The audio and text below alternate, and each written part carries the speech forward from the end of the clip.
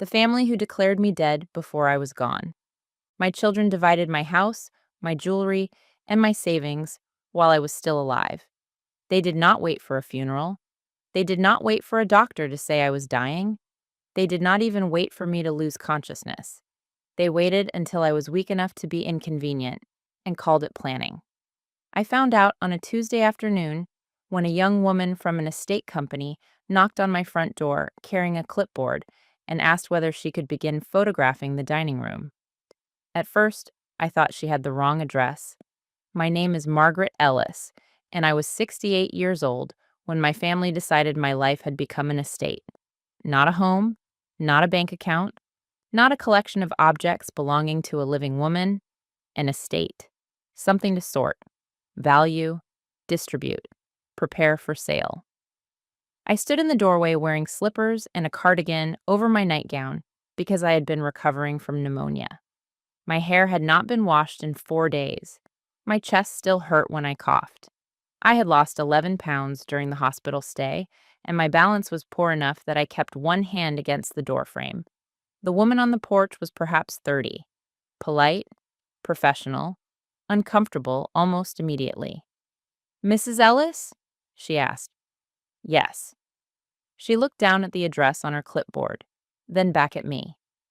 "I'm with North County Estate Services." "I don't need estate services." Her smile faded. "I'm sorry. I was told the property was being prepared for inventory." "By whom?" She hesitated. "Your daughter." I had 2 daughters. The older one, Patricia, lived 15 minutes away and called herself my practical child.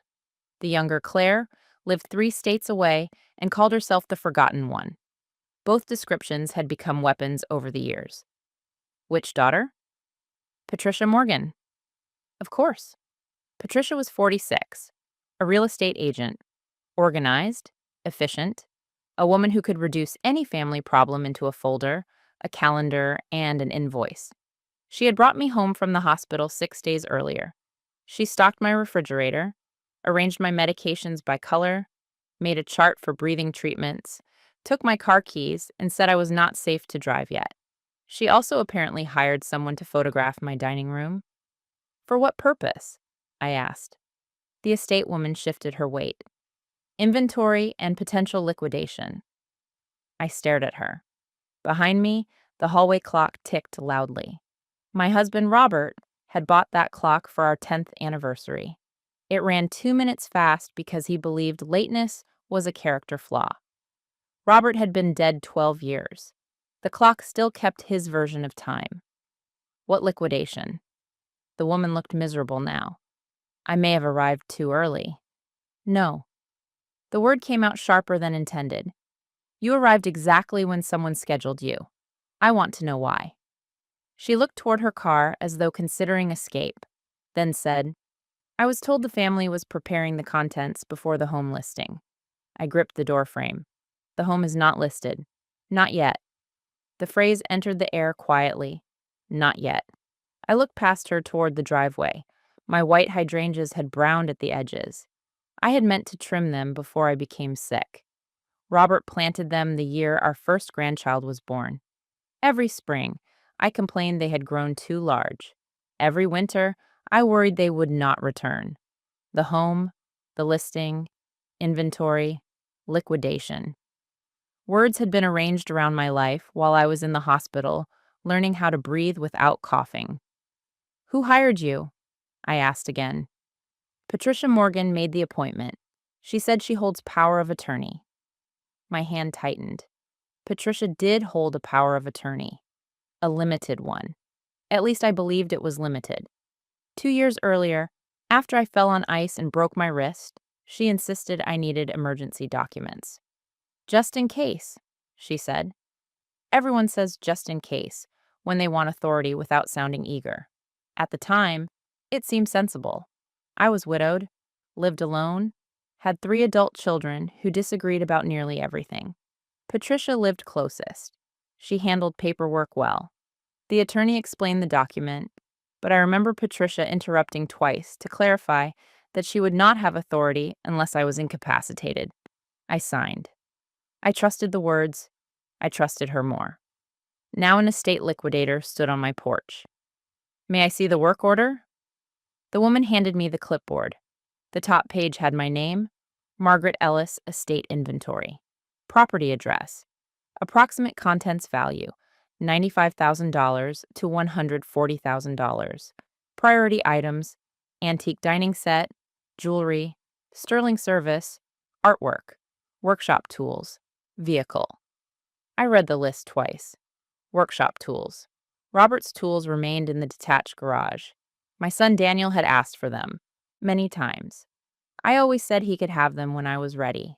Apparently, ready had been redefined as pneumonia. Below the priority items was another section. Family pre-allocations. Patricia Morgan, jewelry selection, dining set, china, primary bedroom contents. Daniel Ellis, garage tools, vehicle, grandfather clock. Claire Benton, artwork, silver, remaining decorative items. My children had chosen. Not only the valuable things, the bedroom, my bedroom contents. I looked toward the young woman. Did my daughter tell you I was dead? Her face changed. No. Did she tell you I was dying? She said you had experienced significant decline and that the family needed to move quickly. Significant decline? I had pneumonia, not dementia, not terminal cancer, not organ failure, a lung infection. The doctor expected recovery, slowly, but recovery. She said you had entered end-of-life planning, the woman added. I felt something cold move through me. Did she use those words? Yes. End-of-life planning. At the hospital, Patricia had asked whether I wanted resuscitation if my heart stopped. The nurse asked everyone over 65. Patricia cried afterward and held my hand. I thought she was afraid to lose me. Perhaps she was also listening for deadlines. I handed back the clipboard. You will not enter my house. Of course. You will not photograph anything. No. You will send me copies of every email, document, and instruction you received. She looked uncertain. I may need authorization from the client.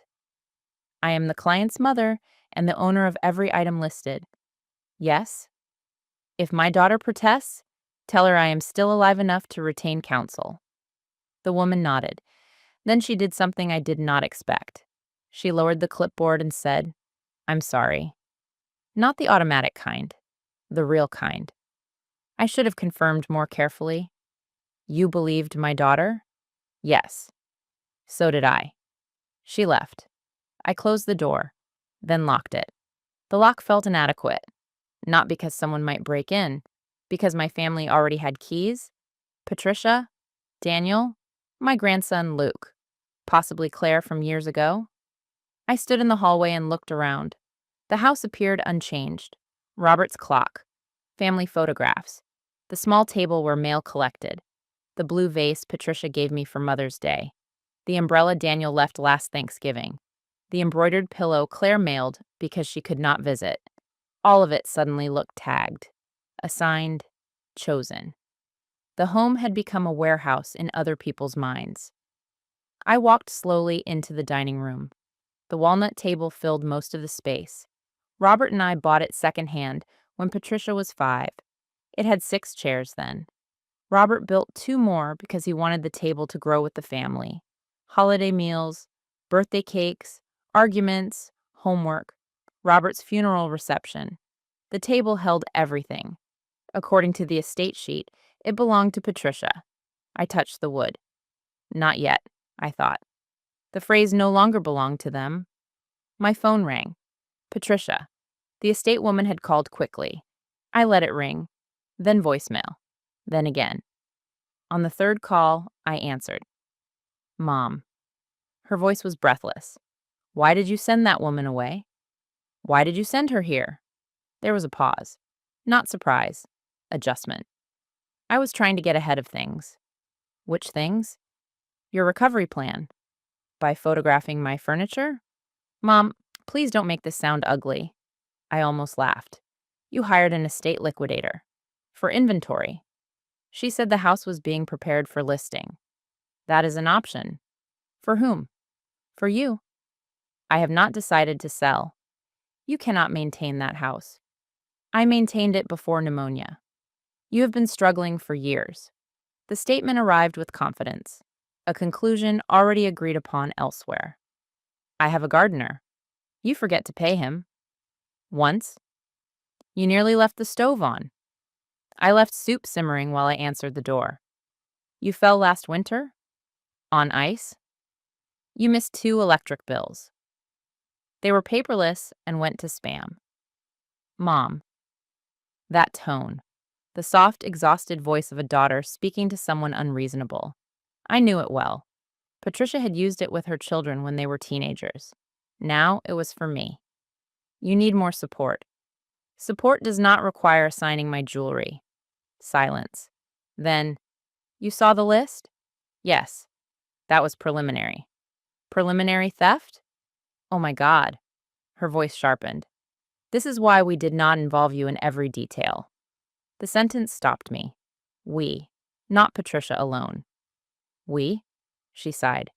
Daniel and Claire know. Of course they did. A family plan. Who decided my bedroom belongs to you? That is not what the list means.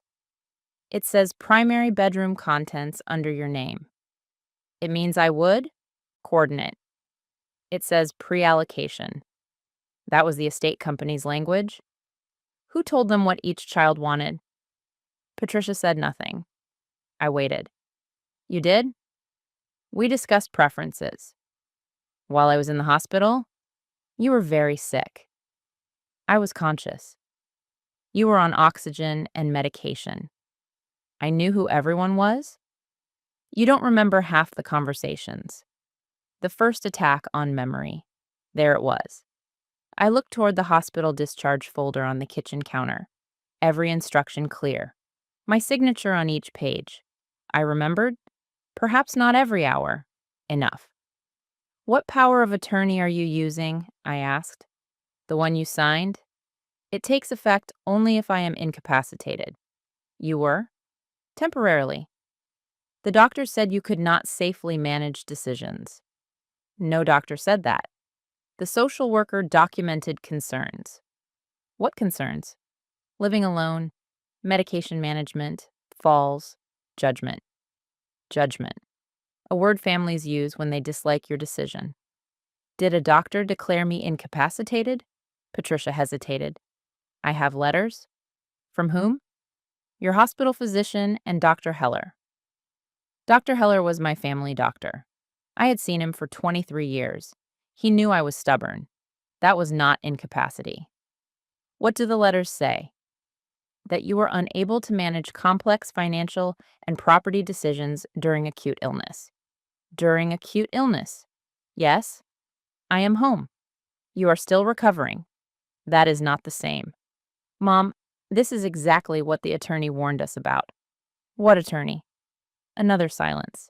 Patricia. We had the power of attorney reviewed. By whom? Jeff Rollins. Her real estate attorney. Not the lawyer who prepared my documents, not anyone representing me. When? After you were admitted. I sat down at the kitchen table. The chair felt cold. What did he say? That the authority was active once incapacity was certified. Active for what? Financial management? Property preservation? Care planning? Sale? Potentially. Distribution of my belongings? Not distribution, planning. Why assign them at all? Because we know what matters to each of us? That sentence hurt more than I expected. What matters to each of us? My belongings had become symbols in my children's private economies. Patricia wanted jewelry and the table. Daniel wanted tools and the clock. Claire wanted art and silver. No one listed me. What matters to me? I asked. Patricia's voice softened. Your safety. No. Which things matter to me? That's not the point. It is exactly the point, she exhaled. Mom, you cannot take everything with you. The room went silent. The sentence had escaped. She knew it. I knew it. Not dying yet, but someday. You cannot take everything with you. You are right, I said quietly. Mom, I didn't mean. You're right. I cannot take it with me. Her voice broke. Please. But I'm still here to use it. She began crying. For a moment, I felt guilty. That reflex ran deep. A mother learns to respond to her child's tears before evaluating whether the child caused the pain. I resisted. Did you schedule the house listing? No. Did you contact an agent? A pause. Only for a market analysis. You are an agent. I wanted an independent opinion. Who? Gary Feld. I knew him. Patricia's office manager. Did he enter my home? No. Did you give him photographs? Exterior and prior listing data. There had been no prior listing since Robert and I bought the house 43 years earlier. Did you discuss price? Yes. How much? 1.2 to 1.3. The number entered my kitchen without relevance. I had never considered what the house was worth in those terms. It was home. Now it had a range. What would happen to the money? I asked. Care expenses, a smaller residence, investments. Controlled by whom? The trust. What trust? Patricia went quiet. The cold feeling returned. What trust? We drafted a family care trust. You drafted a trust for my money? It has not been funded. Who are the trustees? Daniel and me? Not Claire. Interesting. The practical children. The nearby children. The ones who believe proximity created authority. Why not me? You would be the beneficiary. Beneficiary. Of my own house, my own savings, my life converted into distributions approved by my children. What does Claire know? She agreed you need help. That was not the question. She has concerns about Daniel and me controlling everything. At least Claire recognized that. What does she want? A third-party trustee and an equal distribution provision after your death. After your death. Again. My children had already negotiated inheritance percentages. Did you all discuss this together? Yes. When? During your hospitalization. While visiting me? Mostly in the cafeteria. I pictured them. Patricia with a legal pad, Daniel leaning back, impatient, Claire on video call from another state, coffee cups, hospital bracelets, my lungs filling with infection while my children negotiated who would receive the silver. Was I expected to die? Her crying stopped. What? Did the doctors say I was dying? No. Did you believe I was? You were very ill. That is not an answer. We were scared. Scared people call priests. You called an estate company. That is cruel. No, it is accurate. Patricia's voice hardened. You always do this. Do what? Reduce everything we do to the worst possible motive. I did not create the list. You made all of us terrified to talk about the future. So you discussed it without me. Yes. The honesty surprised us both. Patricia continued. Because every time we tried, you accused us of waiting for you to die. You made a distribution list. We made a plan. For after I die. For before too. Assisted living, downsizing, home sale, care.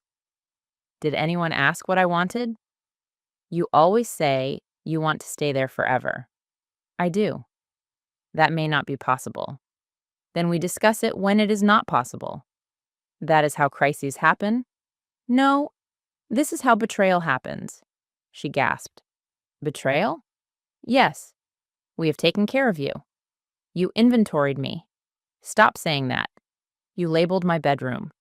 You are being dramatic. And you are being premature. Silence.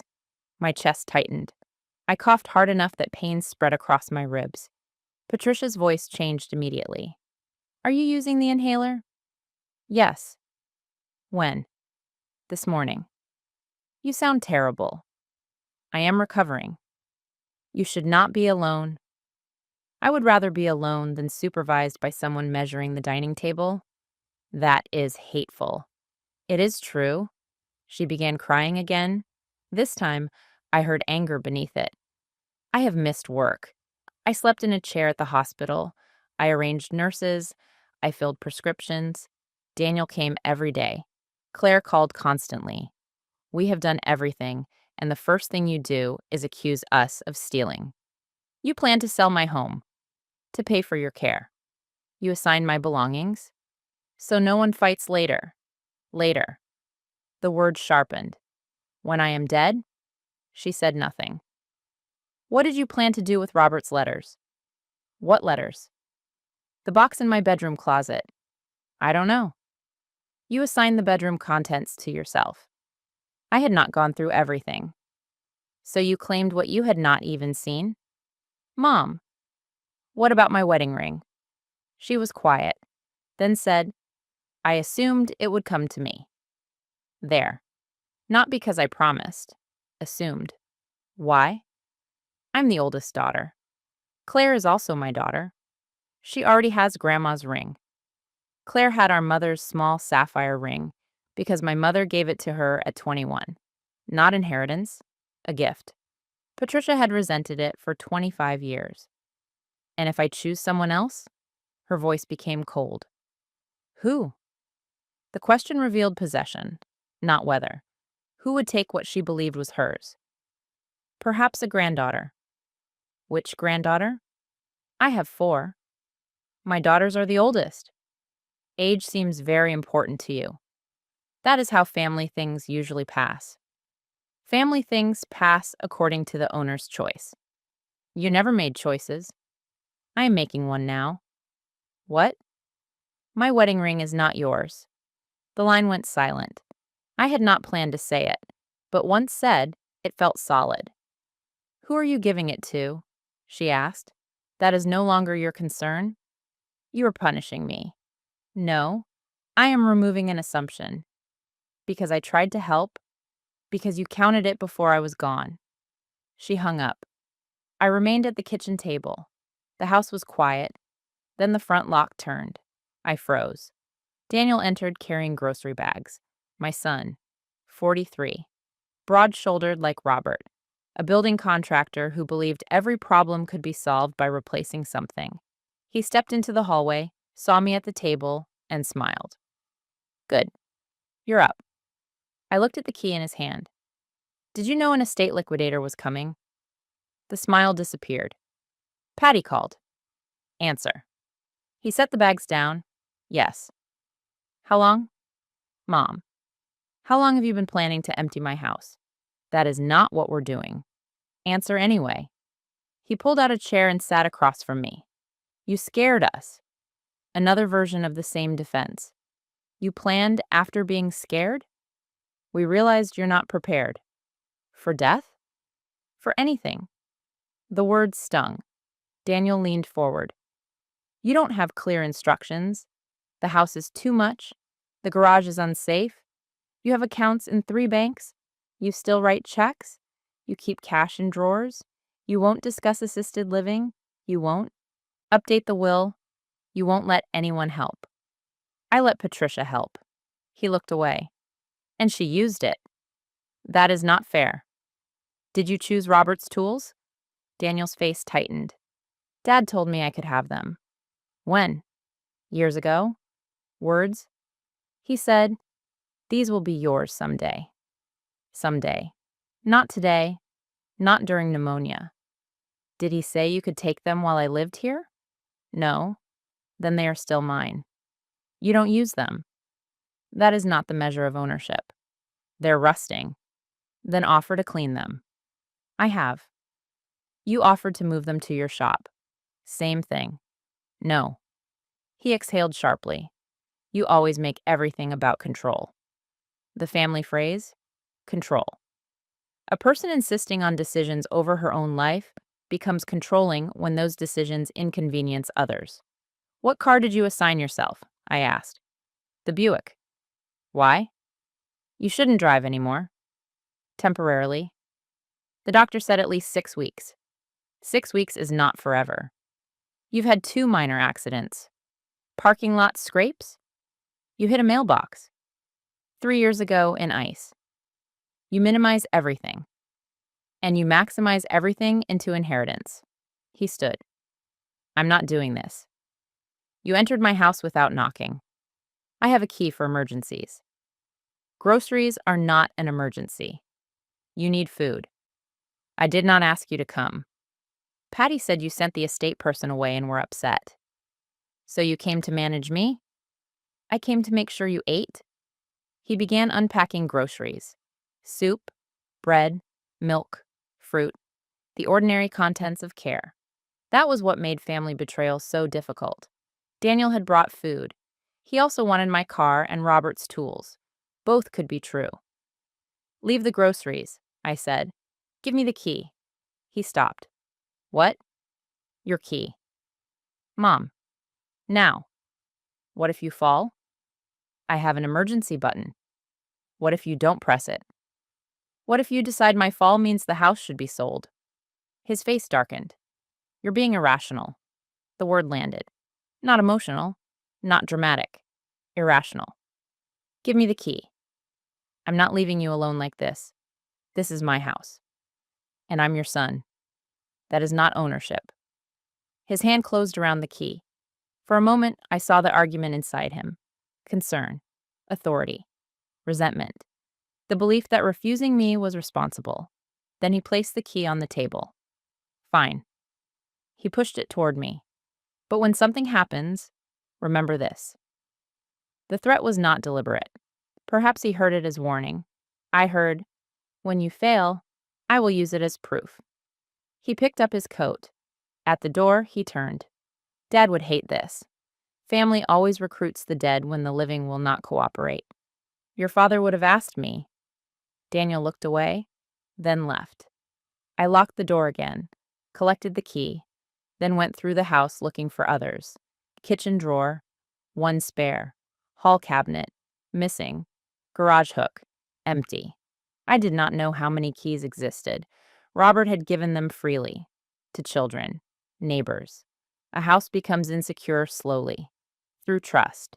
I called a locksmith. The man arrived 2 hours later. He changed the front, back, garage, and basement locks. He asked how many keys I wanted. 2. I kept one. The other I placed in a sealed envelope for my attorney. Not my children. I called my attorney next. Not Jeff Rollins. Not Patricia's colleague.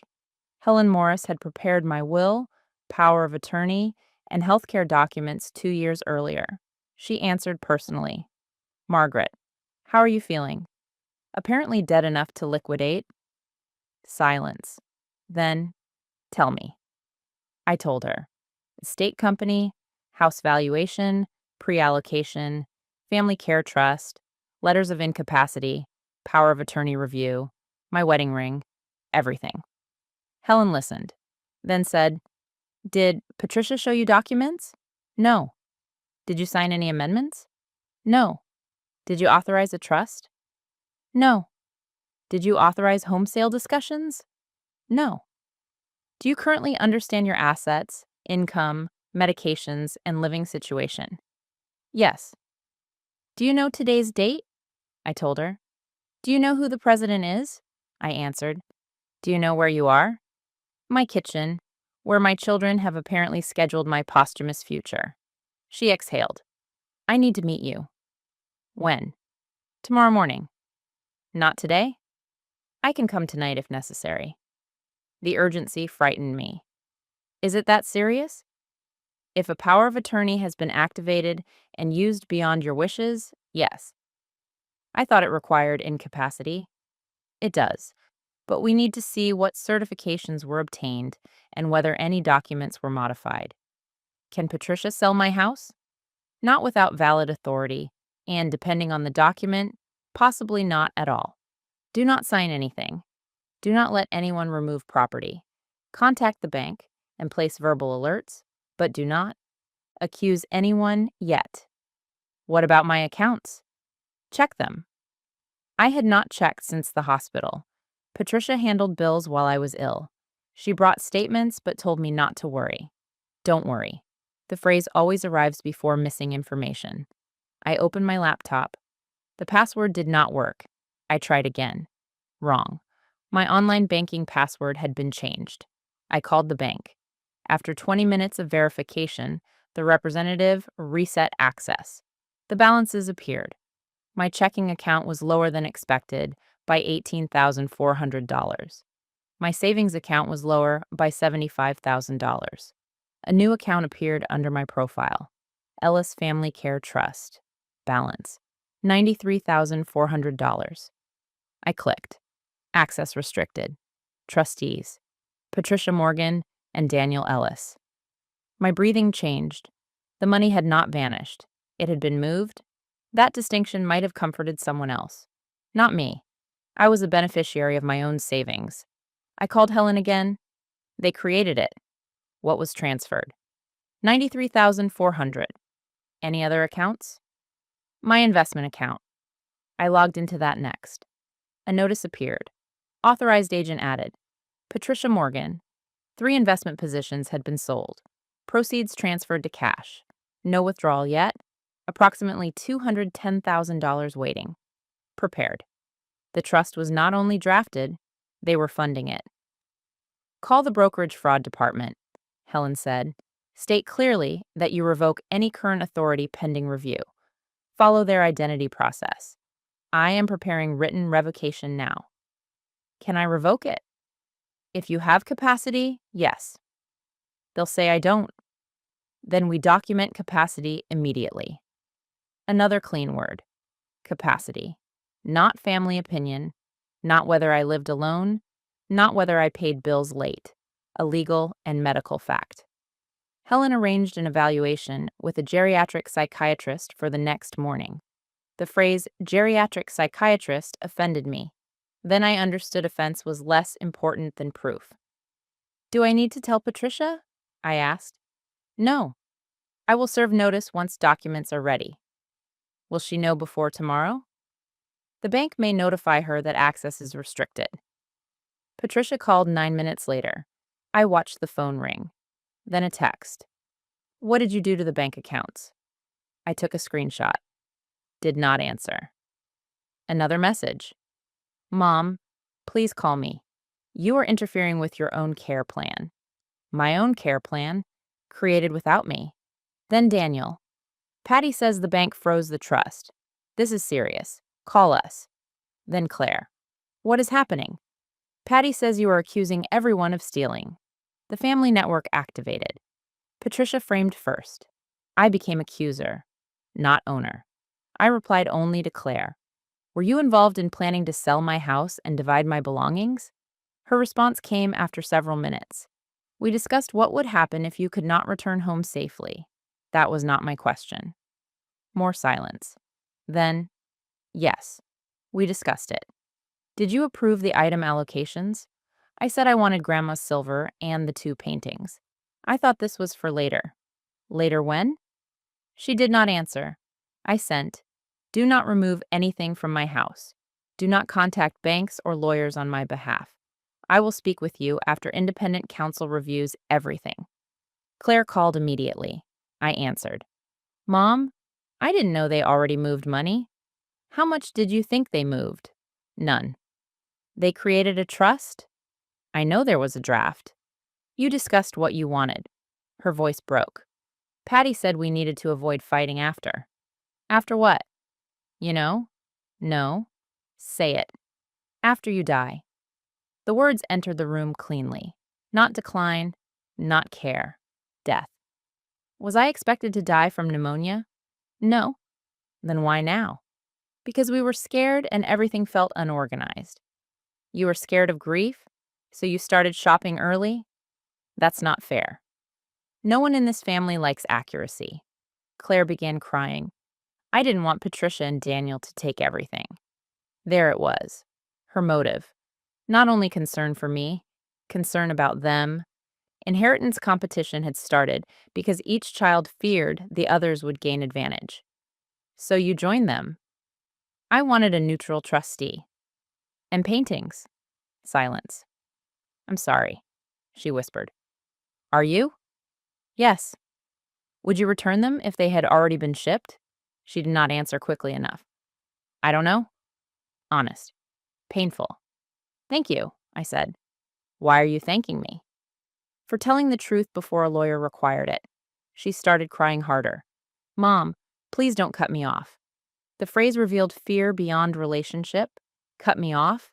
Emotional? Financial? Both? What do you think I'm going to cut you off from? You know what I mean. I want you to say it. The will? There it was.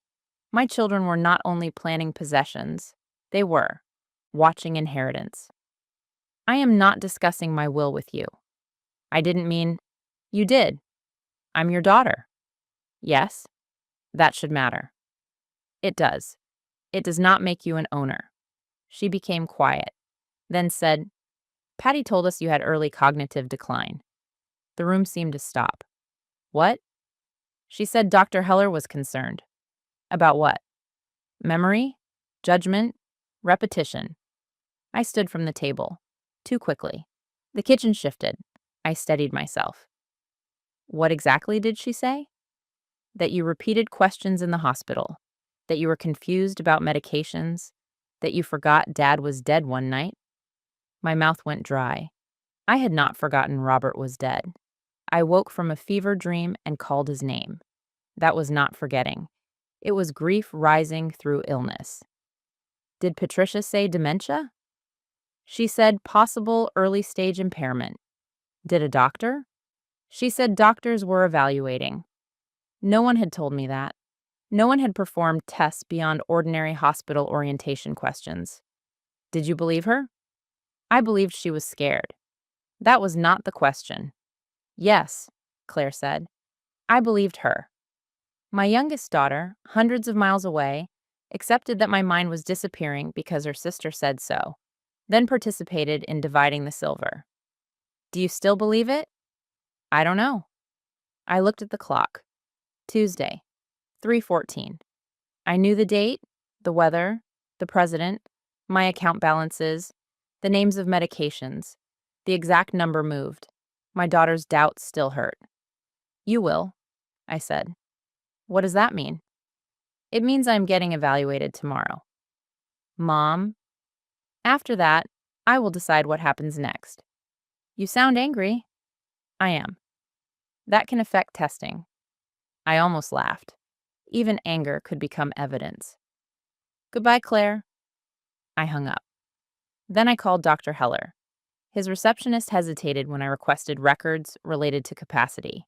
I insisted. He called back an hour later. Margaret, I understand there's a family conflict. The phrase annoyed me. Did you declare me incapacitated? No. Did you write a letter? I wrote that during acute hospitalization, you were not able to manage complex decisions. For how long? During the admission. Did Patricia ask you to extend that after discharge? A pause. She asked whether concerns remained? What did you say? That recovery should be reassessed. Did you diagnose cognitive impairment? No. Did you suspect it? You had episodes of confusion during fever and low oxygen. Temporary delirium. Yes. Did you tell Patricia I had dementia? Absolutely not. Early cognitive decline? No. My hand tightened around the phone. Did she ask you to write anything about that? She asked whether your repeated questions could indicate decline. I said not enough information.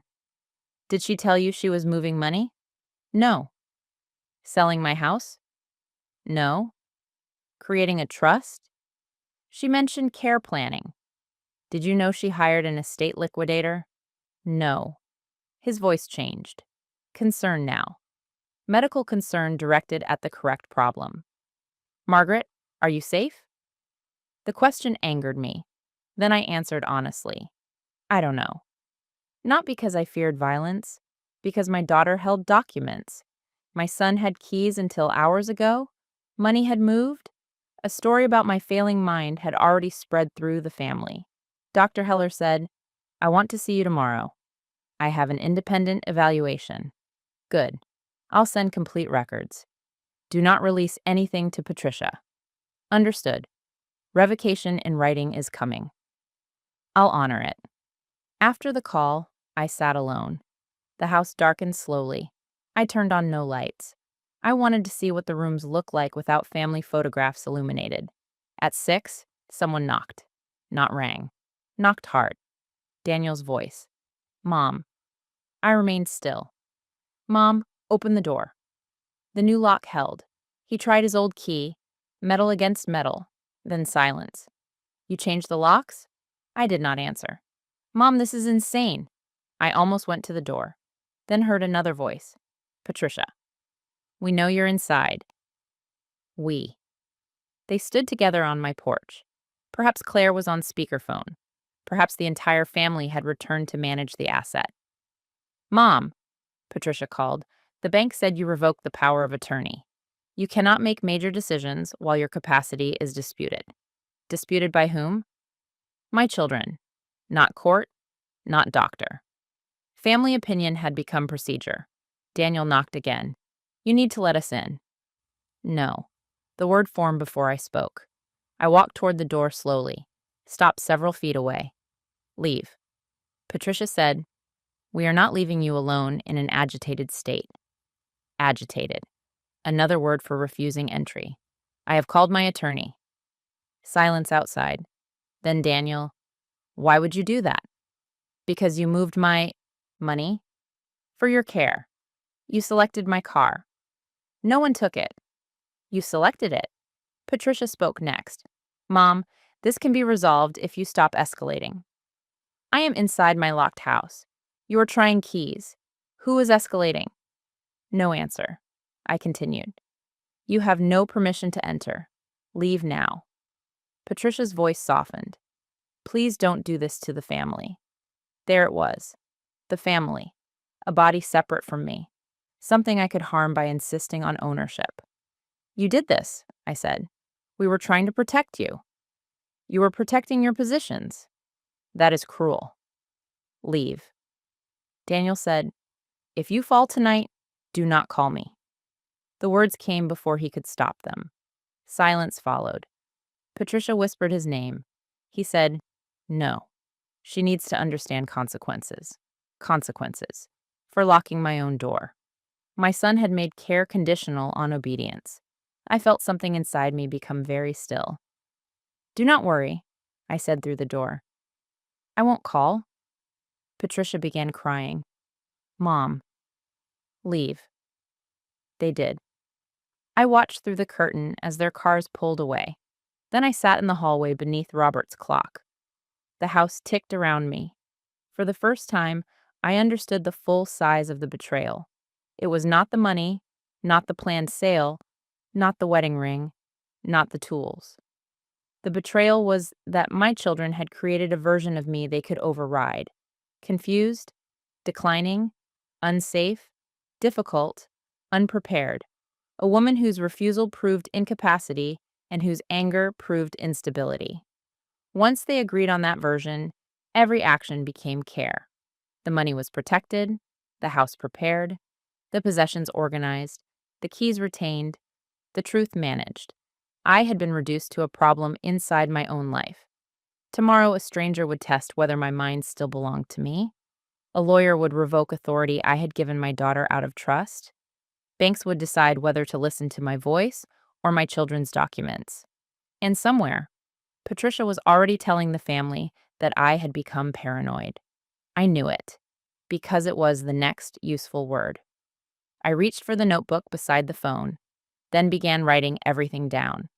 The estate woman's name, time of arrival, Patricia's statements, Daniel's key, Claire's admissions, bank transfers, Dr. Heller's denial, the voices outside the door. If my family intended to make memory the battlefield, I would arrive with records. I slept in the recliner that night, not because it was more comfortable than my bed, because it faced the front door. Every sound woke me. The furnace starting, the refrigerator motor, a branch brushing against the window. Once, around 2 a.m, headlights crossed the living room wall. I sat upright, heart pounding, convinced Patricia had returned with Daniel, a locksmith, perhaps even police. The car continued down the street. I remained awake for another hour. Fear is humiliating when it enters your own home. By dawn, I had filled 12 pages of the notebook. Times, names, exact phrases where I remembered them. I wrote what Patricia said about end-of-life planning, what Daniel said about not calling him if I fell, what Claire admitted about the inheritance discussion, what Dr. Heller denied. I wrote the amount moved from checking and savings, the positions sold, the names of trustees. I included my physical condition, shortness of breath, pneumonia recovery, medication schedule. Not because I doubted myself, because I expected them to. At 8, Helen arrived carrying a leather case, 2 folders, and coffee. She stood on the porch until I opened the door. "You changed the locks?" "Yes." "Good." The word helped. She entered, looked around, then looked at me. "You need to eat." That is what my children say before removing assets. Helen did not smile. Then let me rephrase. Capacity evaluations go poorly when the person is dehydrated and running on coffee. I had toast. She reviewed my notebook while I ate. Every few minutes, she stopped and asked for clarification. What exact words did Patricia use regarding the trust? Family Care Trust. Did she say funded or drafted? She said it had not been funded. The bank shows otherwise. Did Daniel touch or remove anything? No. Did either threaten physical entry? They tried an old key. Did they know you changed the locks? Not until then. Helen made notes, then placed a document before me. Revocation of power of attorney. It named Patricia. Revoked every financial, property, banking, investment, healthcare information, and estate planning authority previously granted. It instructed every institution to refuse further direction from her. It required return of all records, keys, passwords, cards, statements, and copies. I read every word, then signed. Helen watched my signature, not suspiciously, carefully. You understand this means Patricia will no longer be able to assist with routine bills or medical coordination. Yes? You understand you may appoint someone else later. Yes? You understand this does not automatically dissolve the trust if they claim it was validly created. Yes? Good. I looked at her. Are you testing me? I'm documenting. Another clean word. Documentation did not feel insulting when everyone knew it was happening.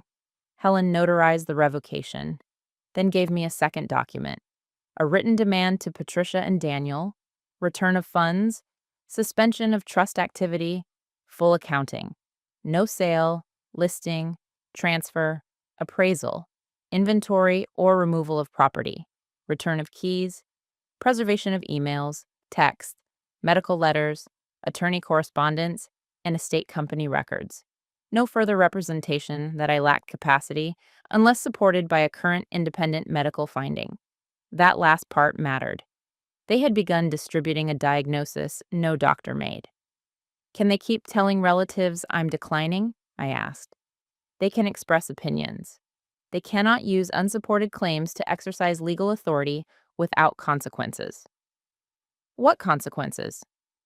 Potential breach of fiduciary duty, conversion, elder financial abuse, fraud, and possibly false imprisonment or coercion if they try to confine or relocate you. The phrase elder financial abuse made me recoil. I am not helpless. Helen looked at me. Abuse does not require helplessness. It requires misuse of trust or authority. I looked away. The law had words for what happened. I had not yet accepted the words belonged to me. Do not let the label make you smaller, Helen said. It describes their conduct, not your identity. At 9:30, Dr. Miriam Patel arrived, the geriatric psychiatrist. She was younger than I expected, perhaps 50. Dark hair cut to her chin, no white coat, no patronizing smile. She sat at the dining table with me, the table assigned to Patricia. I almost told her, then decided not to influence the evaluation. Dr. Patel explained the process, memory, attention, language, judgment, executive function, medical history, daily activities. She would also assess whether fear, depression, medication, or recent illness affected performance. She asked whether I consented. Yes. Do you understand your family requested authority, based partly on concerns about your decision making? Yes. Do you believe you have any cognitive problems?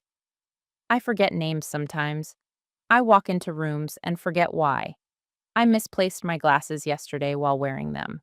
She wrote something. I continued. I also know my children moved $93,400 into a trust I did not authorize. She looked up. Do you know the balance without checking? Yes. What medications are you taking? I listed them. Antibiotic completed, steroid taper, blood pressure medication, inhaler, vitamin D, occasional cough suppressant. She asked who prescribed each. I answered. She asked the date, location, season, recent news, names of my children, names of grandchildren. I recited months backward, repeated words, drew a clock, interpreted sayings, compared prices, explained what I would do if I smelled smoke, calculated change. Then came memory tasks. 5 words: velvet, church, daisy, red, face. She changed subjects, asked about Robert. How long had he been dead? 12 years. Cause? Pancreatic cancer. Was I ever confused about his death? No. Your daughter reports you called for him during hospitalization. I had a fever of 103 and low oxygen. I woke from a dream. Do you remember the dream? Yes. Robert was repairing the porch screen. He kept asking me to hold the ladder. I woke calling his name because I thought he might fall. Dr. Patel asked whether I believed he was alive after waking. No. Did you continue looking for him? No. Did you ask staff where he was? No. She made another note, then asked about finances. I explained my pension, Social Security, savings, investments, monthly expenses, house value, no mortgage, insurance. I knew approximate balances. She asked what the trust meant. It placed my money under Patricia and Daniel's control, apparently for my care. I do not consent. What is your plan now? Revoke authority, return the money, hire temporary bookkeeping help if needed, continue home health until pneumonia recovery, reassess driving with my doctor, update estate documents independently. She looked at me. Why independently? Because beneficiaries should not direct the documents benefiting them. Helen, sitting in the next room, coughed. I suspected it was approval. Dr. Patel asked about assisted living. I do not want it. Would you ever consider it? Yes, if I became unable to live safely with reasonable support. How would you decide? Medical evaluation, home safety assessment, cost, location, my preference, not inheritance convenience. The final phrase was mine, not clinical. She did not react. After nearly 2 hours, Dr. Patel asked me to repeat the 5 words: velvet, church, daisy, red, face. I remembered all 5. She closed her folder. I need time to score and review records, but I can tell you now that you demonstrate a clear understanding of your situation, assets, choices, and consequences. My shoulders lowered. I had not realized how tightly I held them. Am I competent? Capacity is decision specific, not a global label. But based on today's evaluation, I see no evidence that you lack capacity to revoke powers of attorney, manage property, direct finances, or make estate decisions. I began crying, quietly, not from surprise, from relief that a stranger had officially returned something my children had treated as debatable. Dr. Patel waited, then said, recent delirium during acute illness does not equal ongoing dementia. Will you put that in writing? Yes. How quickly? Today. Helen entered. Thank you. Dr. Patel looked at both of us. I also recommend continued medical recovery support. Capacity does not mean you should manage everything alone while weak. The distinction mattered. Needing help did not mean surrendering authority. I could accept one without the other. Dr. Patel left at noon. At 12:15, Patricia called. Helen's notices had arrived by email. I did not answer. A voicemail followed. Mom, what have you done? You cannot revoke documents while under disputed capacity. Jeff says this is invalid. Call me immediately. At 12:20, Daniel. This lawyer is threatening us with elder abuse. That is disgusting. At 12:27, Claire. Patty says you hired someone to declare you competent just to cut us out. Dr. Patel had not even issued the report yet, but Patricia had already shaped the test into manipulation. Helen said, "Do not answer." I obeyed. At 1, the bank called. A manager named Mr. Alvarez. He had received Helen's revocation and the trust dispute notice. For security, we have restricted all transactions from the trust and linked accounts pending legal review. Can I access my checking? Yes. After enhanced verification, we will open a new account solely in your name and transfer undisputed funds. Undisputed? Some assets currently sit in a trust account with Patricia and Daniel listed as trustees. We need counsel review before moving those. They are my funds. I understand. No, he understood the paperwork. That was different. What about the $93,000? Frozen. Not returned, but protected. For now. The brokerage followed. Patricia's access was suspended. The sold investments remained in cash. No withdrawal had occurred. I had caught that part early. That gave me my first true relief. Then Helen's assistant called from her office. The estate company sent records, emails from Patricia, appointment instructions, photos of my house taken from previous family gatherings, a proposed timeline. Week 1, interior inventory. Week 2, family selection confirmation. Week 3, sale preparation. Week 4, charity pickup and disposal. Week 5, listing photography. Week 6, market launch. 6 weeks.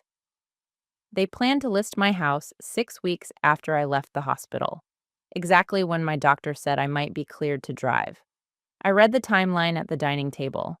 Family selection confirmation, charity pickup, disposal.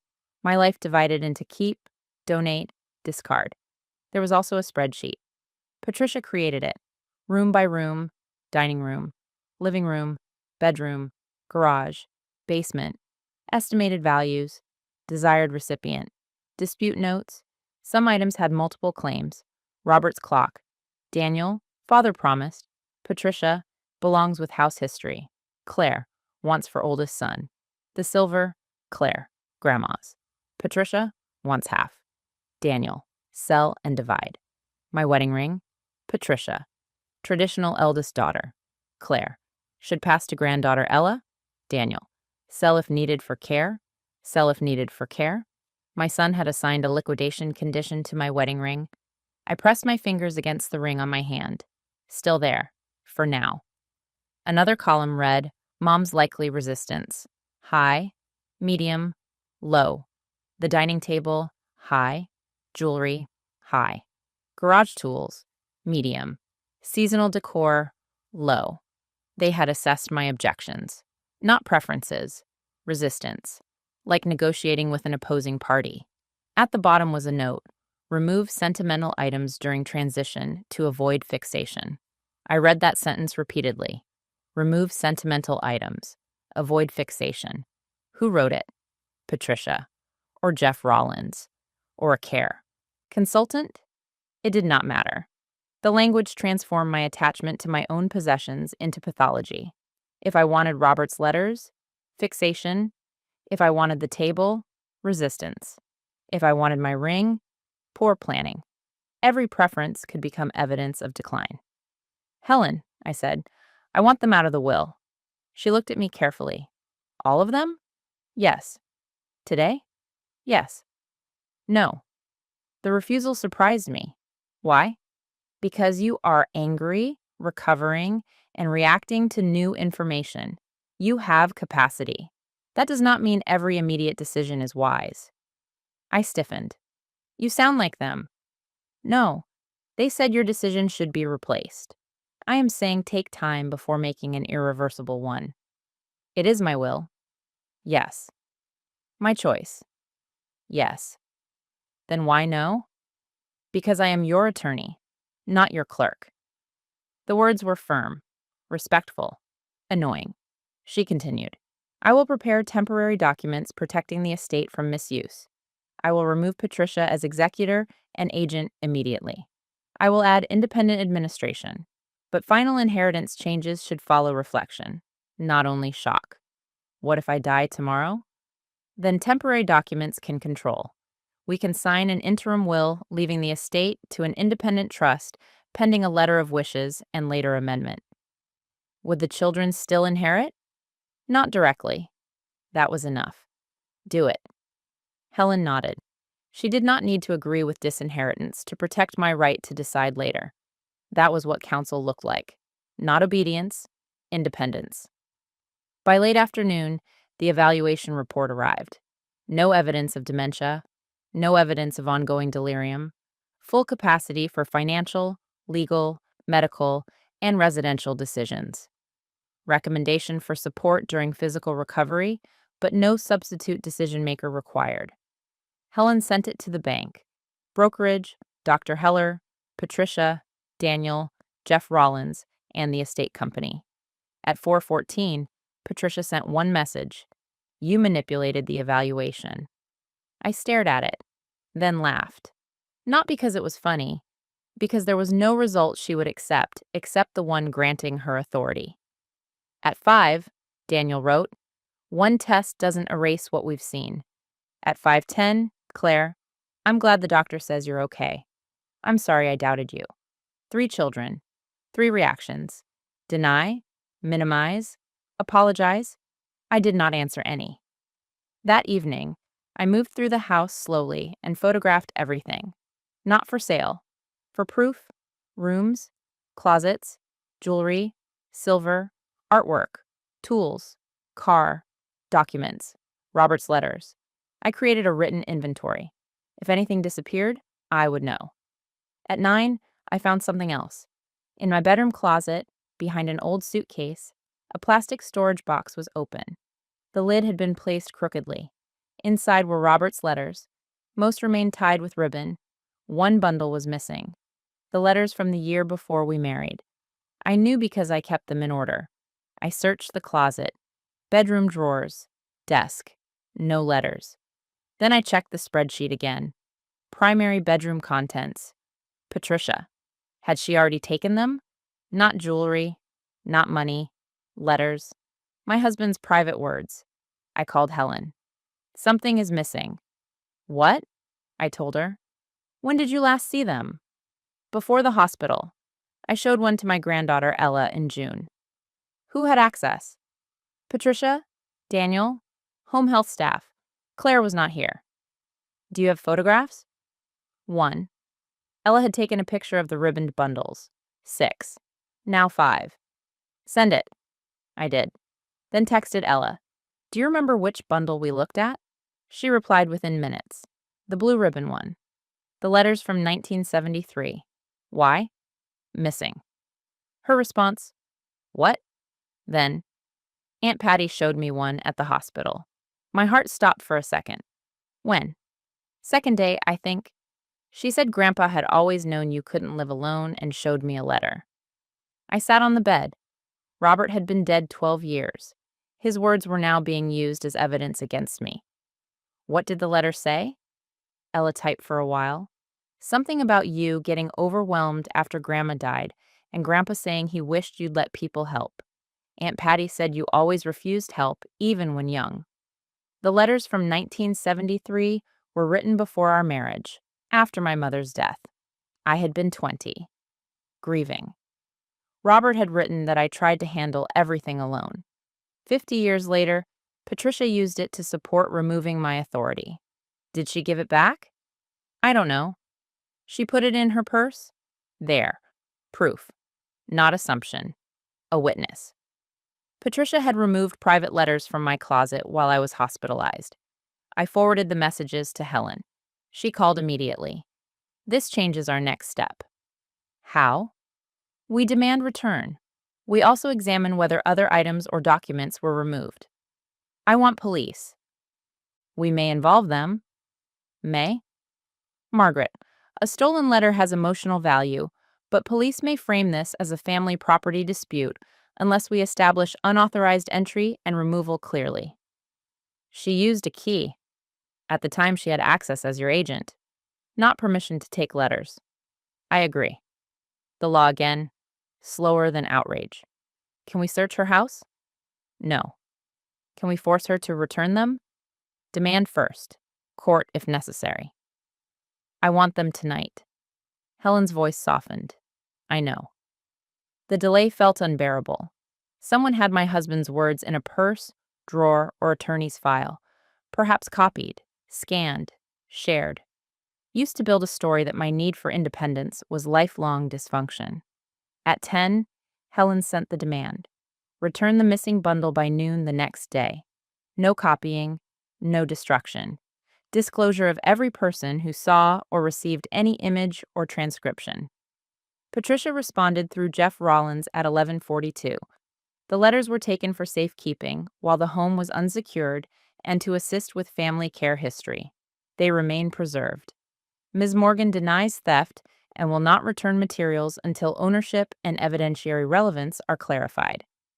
Evidentiary relevance. My courtship letters had become evidence. Ownership clarified. The audacity was almost too large to process. I called Helen again. File. She did. Emergency petition, return of personal property, accounting under power of attorney, suspension of Patricia and Daniel as trustees, dissolution or invalidation of the family care trust, temporary restraining order, preventing entry, removal, sale, transfer, copying or dissemination of my property and private documents. The court scheduled a hearing in 4 days. 4 days felt impossible. Helen said, "We need more records." We found them. The trust document arrived from the bank after formal demand, created on the 4th day of my hospitalization. Settler listed as Margaret Ellis by Patricia Morgan under durable power of attorney. Trustees, Patricia and Daniel. Purpose: preserve assets, fund care, prevent exploitation, and avoid financial decisions arising from diminished judgment. Prevent exploitation. They had named themselves the protection against the thing they were doing. The trust permitted trustees to sell property, relocate me, enter care contracts, distribute personal items, and retain professional fees. It also allowed reimbursement. Patricia had already paid herself $8,500. Daniel received $4,000 for care coordination, transportation, property assessment, time away from work. My children had begun charging my savings for taking control of my savings. What did Claire receive? I asked. Nothing from the trust, Helen said. That explained the split. Claire was included in inheritance discussions, but excluded from present authority. She had participated to protect a future share. Patricia and Daniel benefited now. The trust also contained language authorizing pre-death gifting to descendants for tax and family equality purposes. How much can they give? Up to the annual gift tax exclusion per beneficiary without separate approval. To themselves? As descendants, yes, though self-dealing concerns remain. Have they? The bank records showed pending transfers, $17,000 each, to Patricia, Daniel, and Claire. Another 17 to each of 8 grandchildren. Total proposed gifts, $187,000. The transfers had not completed before the freeze. They were days away from giving my money to themselves and the next generation. Not inheritance, gifts made in my name without my knowledge. What explanation? I asked. Helen read from Patricia's instruction memo. Margaret has consistently expressed a desire to help family while alive rather than through taxation after death. I had said that years earlier. Generally. I paid for part of college, helped with emergencies, gave wedding gifts. They had converted a generous sentiment into automatic transfers. Another fragment turned into authority. Did Jeff Rollins draft this? Yes. Did he meet me? No. Did he represent me? He claims to represent Patricia as agent and the trust, which did not exist until he drafted it.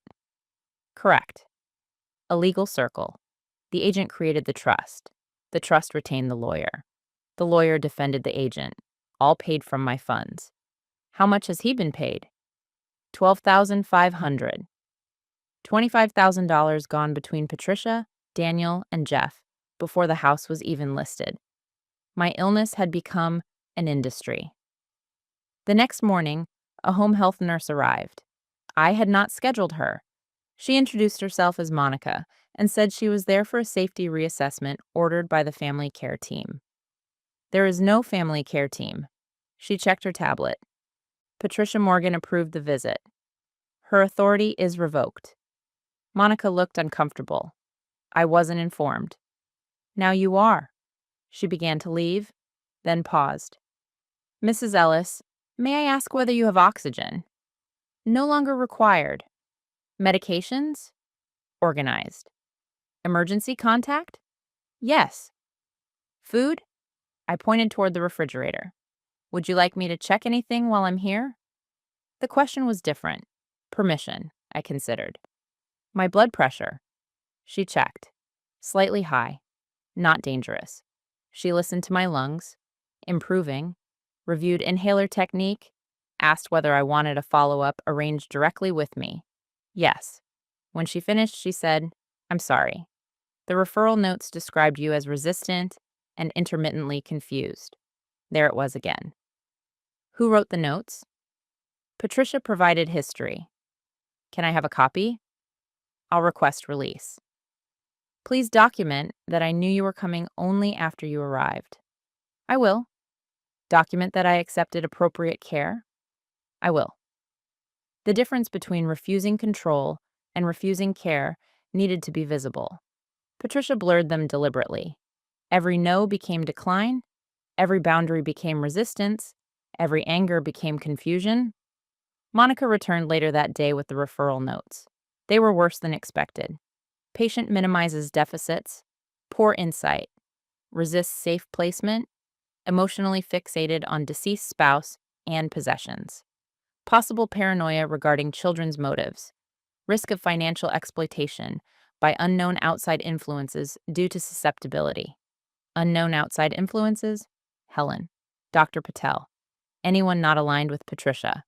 The notes recommended 24-hour supervision and consideration of memory care if resistance escalated. Memory care? Not assisted living? A locked unit, perhaps. I stared at the words. Could she place me there? I asked Helen. Not lawfully while you have capacity and refuse.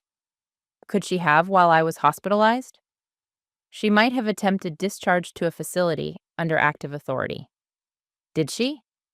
Helen searched records, then found an email from Patricia to a senior living community.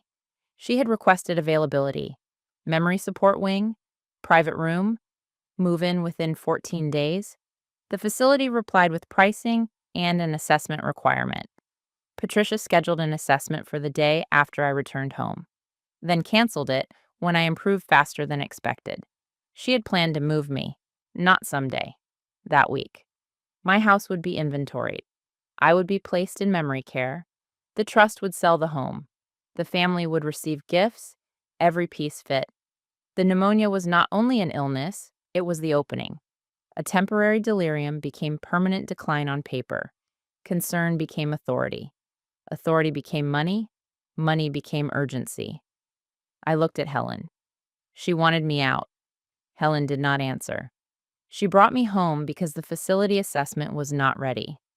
Possibly. No. Look at the dates. Hospital discharge Monday. Facility assessment Tuesday. Estate inventory the following Tuesday. Home market analysis already requested. They expected my stay at home to be temporary. A waiting room for removal. The house timeline began before I was even discharged. I stood. My body shook. Not from weakness. Rage. I want every one of them charged. Helen remained calm. We will present evidence. Prosecutors decide criminal charges. I don't care. You will care if anger leads you to overstate. Stay exact. I am exact. Then keep being exact. She was right. I hated that she was right so often. At the hearing, the courtroom was small. Patricia sat beside Jeff Rollins, Daniel beside his own attorney. Claire appeared by video. I sat with Helen. Dr. Patel waited outside to testify. Ella had provided an affidavit about the letter. Monica provided notes. Dr. Heller submitted a statement denying dementia diagnosis. The estate company sent the work order and spreadsheet. Records do not look emotional stacked in folders. That is their power. Patricia's attorney argued she acted in good faith during a medical emergency. He described me as fiercely independent, resistant to planning, and vulnerable after acute delirium. He said the trust preserved rather than stole funds. He said no house sale occurred, no gifts completed, no property liquidated, no permanent placement made, only preparation. Preparation. As if an attempted betrayal becomes harmless if interrupted before closing. Helen stood. She presented the trust transfers, fees, estate timeline, memory care inquiry, property allocation, reimbursement, letter removal, false descriptions of cognitive decline. Then Dr. Patel testified. Clear capacity, no dementia, no inability to manage decisions. Temporary hospital delirium resolved. Patricia's. Attorney asked whether anger could impair judgment. Dr. Patel replied, anger can affect decisions. It does not automatically eliminate capacity. He asked whether I was emotionally attached to objects. Yes. Could that attachment interfere with safe downsizing? Perhaps. Emotional attachment is common and not evidence of dementia. Could she be vulnerable living alone? Yes. Then the family's concerns were reasonable. Concern may be reasonable. Secret redistribution is not a medical recommendation. The judge looked toward Patricia. Her face remained composed.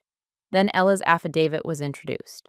Patricia had shown her Robert's letter in the hospital. Patricia's lawyer claimed the letters were removed for safekeeping. The judge asked, why was only one bundle removed?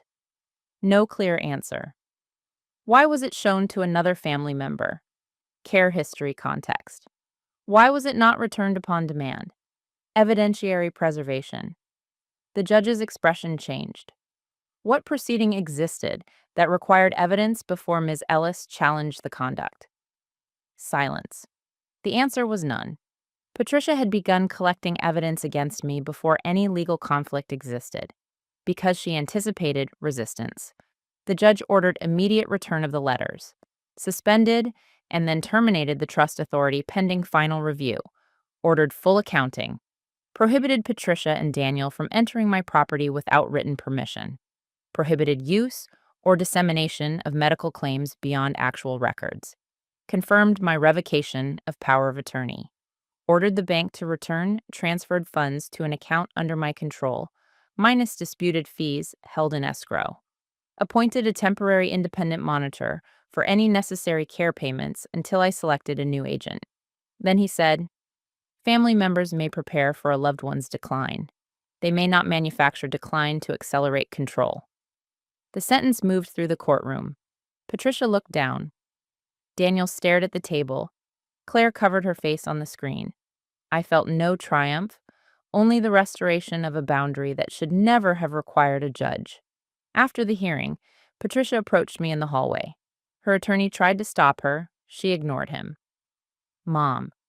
I turned. She held the bundle of letters. Blue ribbon, Robert's handwriting visible through the edges. She extended them. I took the bundle. Did you copy them? Her face tightened. Yes. How many? 6. Who has them? Jeff? Daniel. Claire. I sent excerpts to the facility and Dr. Heller. My private letters spread through the family and professionals. Robert's grief for me turned into evidence against me. Delete every copy. We will. Not we. You. She began crying. I thought I was helping. No. The word came calmly. You thought you were right. She looked at me. What is the difference? Helping still requires the other person to exist. Her mouth trembled. We were losing you. You began dividing me before you lost me. I was terrified. And well compensated. She flinched. I can repay it. You will. Her face changed. Not anger, shock. Perhaps she expected motherhood to soften consequence. Mom, you charged me $8,500 to take my money. I missed work? I did not hire you? I sat beside you every day. You are my daughter. That does not make my time worthless. No, it makes billing me secretly obscene. She stared at me. For a moment, I saw the child in her, the girl who organized her dolls by size, the teenager who packed for school trips a week early, the woman who responded to fear by creating systems. But systems can become weapons when built without consent. I don't know how to fix this, she whispered. You begin by returning what you took. And then? I don't know. For once, I allowed uncertainty to remain. Daniel did not approach me. He left with his attorney. Claire called that evening. I answered. I'm sorry, she said immediately. For what? All of it. Be specific. She was quiet, then tried. For believing Patricia's version without asking you, for discussing your belongings, for choosing paintings while you were in the hospital, for thinking distance made me less responsible, for being afraid Patricia and Daniel would take everything and deciding that meant I should claim my share first. Honest. Painful. Did you receive copies of Robert's letters? Yes. Did you read them? Yes. Why? I wanted to know if Patricia was right. About what? That you have always refused help. I closed my eyes. And? You have. The answer startled me. Claire continued. But Dad loved that about you sometimes. The letters weren't proof you couldn't decide. They were proof he worried. Finally, context. He also wrote that I was the bravest person he knew. Yes. Did Patricia send that part? No. Of course. Evidence had been selected, not preserved. Delete the copies. I already did. From everything. Yes. Send written confirmation to Helen. I will. Then Claire said, I don't expect to inherit anything.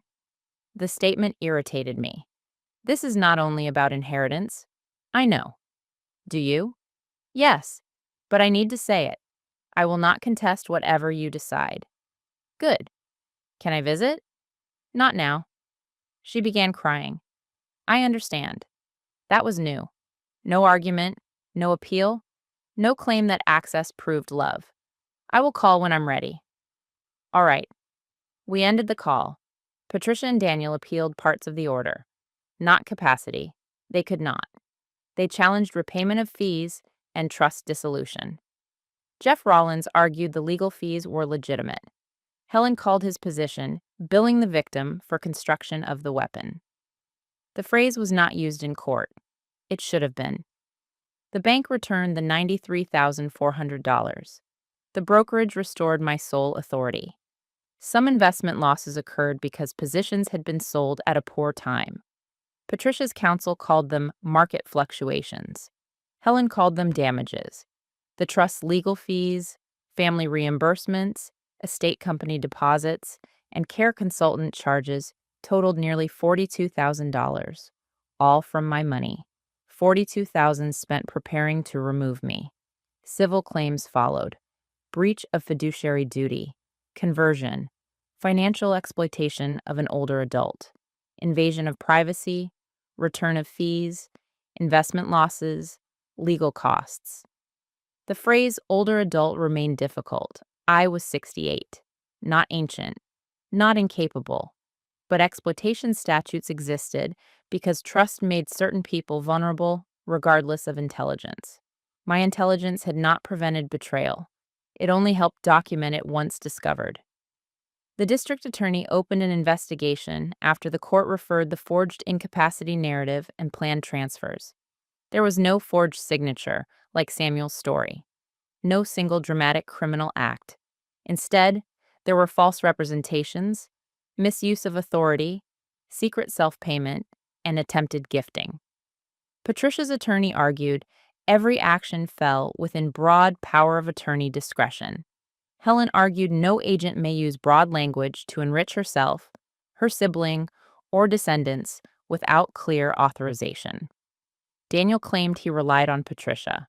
Patricia claimed she relied on Jeff.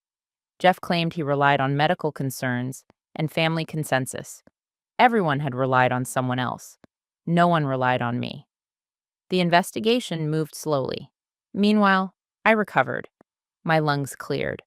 I regained weight. Home health ended after 4 weeks. I resumed driving after passing an assessment. The first place I drove was the cemetery. Robert's grave sat beneath a maple tree. I brought the blue ribbon letters, not because he could receive them, because I needed to return the words to where they belonged. I sat on the grass with my back against the stone, then read the letter Patricia used. September 14th, 1973. My Margaret. You think strength means no one sees you need anything. I wish you would let me carry something, not because I believe you are weak, but because I want to belong beside you. You have been taking care of everyone since your mother became ill. I understand why stopping feels dangerous, but someday, I hope you learn that choosing help is different from having choices taken away. I stopped reading. The sentence. Choosing help is different from having choices taken away. 50 years earlier, Robert had written the distinction my children ignored. Patricia selected only the first part. You think strength means no one sees you need anything? She removed the rest. I read it aloud at the grave, then laughed through tears. You always did take too long to reach the point. The cemetery remained quiet. I sat until the afternoon cooled. Then I made a decision. Not about inheritance, about help. I hired a professional care manager for 3 months. My choice. She reviewed the house for safety, suggested railings, better lighting, medication organization, emergency contact procedures. She did not discuss selling. She did not ask what jewelry belonged to whom. She asked what I wanted. I installed grab bars in the bathroom, removed loose rugs, moved heavy items from high shelves, accepted weekly housekeeping, used grocery delivery temporarily. None of it made me less independent. It made the house more possible. Patricia had been right that I needed support. She had been wrong that support required replacing me. Both truths could exist. The hardest truths often do. I also hired an appraiser, not to liquidate, to document every significant item, photographed and valued. Then I made decisions. The dining table would eventually go to a local historical house because Robert built 2 of the chairs and the set had a story beyond family fighting. The grandfather clock would go to Daniel only if, at the time of my death, we had a functioning relationship and he accepted certain conditions. Otherwise, it would be sold. Robert's tools would be divided between 2 trade school programs and any grandchildren who actually used them. The silver would not go to Claire or Patricia. It would be sold, with proceeds donated to a widow's housing fund. My wedding ring would go to Ella, not because she was the oldest granddaughter, because she had told me the truth about Patricia taking the letters, even though doing so placed her between adults. The paintings would remain undecided. My children learned none of this. That was deliberate. An estate plan is not a family negotiation unless the owner chooses to make it one. Helen drafted the new will. Independent executor. Professional trustee if needed. Clear incapacity standards. No beneficiary serving alone as agent. No gifting under power of attorney. No self-compensation without outside approval. No home sale without independent assessment, and my written preference considered. A private letter explained why. Not to punish, to prevent repetition. I signed, my real hand, my clear mind, my choice. The civil case ended first. Patricia and Daniel repaid every dollar of personal compensation. Jeff Rollins's insurer reimbursed a large part of legal fees and investment losses. The family care trust was declared void from creation. The estate company deposit was returned. The care consultant apologized and changed intake procedures. The memory care facility sent a letter stating it should have confirmed consent before accepting family representations. Everyone improved their process. I improved my locks. The criminal investigation ended with negotiated consequences. Patricia entered a diversion agreement involving misuse of fiduciary authority and false representations.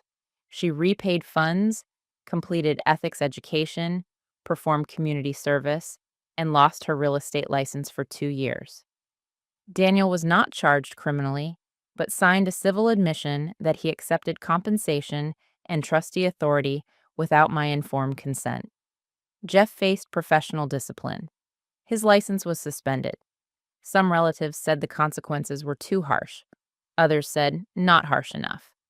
I stopped measuring justice through family opinion. Justice was not the same as satisfaction. I never felt satisfied, only safer. Daniel remained angry. He told cousins I had ruined Patricia's career and turned a misunderstanding into prosecution. He returned every key, every document, every item, but not remorse. We did not speak for 2 years. Patricia wrote monthly. At first, the letters defended, then explained, then apologized. The first useful letter arrived 18 months after the hearing. Mom, I used your illness as proof of a conclusion I had already reached. I believed I knew what was best, and because you resisted, I treated resistance as incapacity. I told myself I was protecting you, but I was also protecting what I thought should come to me, and I accepted payment because I believed my labor entitled me to take it without asking. I am sorry I made your life into a project. I am sorry I removed Dad's letters. I am sorry I chose pieces of your house while you were still living in it. I do not expect forgiveness. Patricia, I read it twice, then placed it in a drawer. Not with Robert's letters. Separate. I did not answer. Not then. Claire visited 6 months after the case ended. She stayed in a hotel, did not ask for a key, did not enter a room without permission. On the second day, we sat at the dining table. She looked around. I used to imagine this table in Patty's house. I appreciated the honesty. Did you? Yes. Then I imagined the paintings in mine. I think we all began living after you before you were gone. The phrase hurt. Living after you. That is exactly what you did. I know. She touched the edge of the table. Why do families do that? Fear. Only fear? No. She looked at me. Greed? Yes. Control? Yes. Old resentment? Yes. And love? I considered. Sometimes. Claire began crying. I did love you. I know. Even while I was choosing things. That is what made it betrayal. She nodded. We did not hug immediately. Later, when she left, she asked, Can I? I said yes. Permission. A small repair. Daniel returned because of the clock. Not to claim it, to fix it. 3 years after the hearing, it stopped. The pendulum continued, but the hands did not move.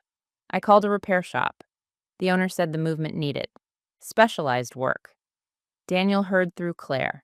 He sent a message. Dad showed me how to repair that mechanism. I can come if you want. I will not enter without permission. I stared at the message. The final sentence mattered. I replied, Saturday at 10. He arrived at 9:58 and waited on the porch. I opened the door. He looked older, more like Robert. He carried a toolbox. May I come in? Yes. He walked directly to the clock, did not look around at objects, did not ask about the car, garage, or tools. He removed the clock face and examined the movement. Spring is worn. Can you fix it? Yes.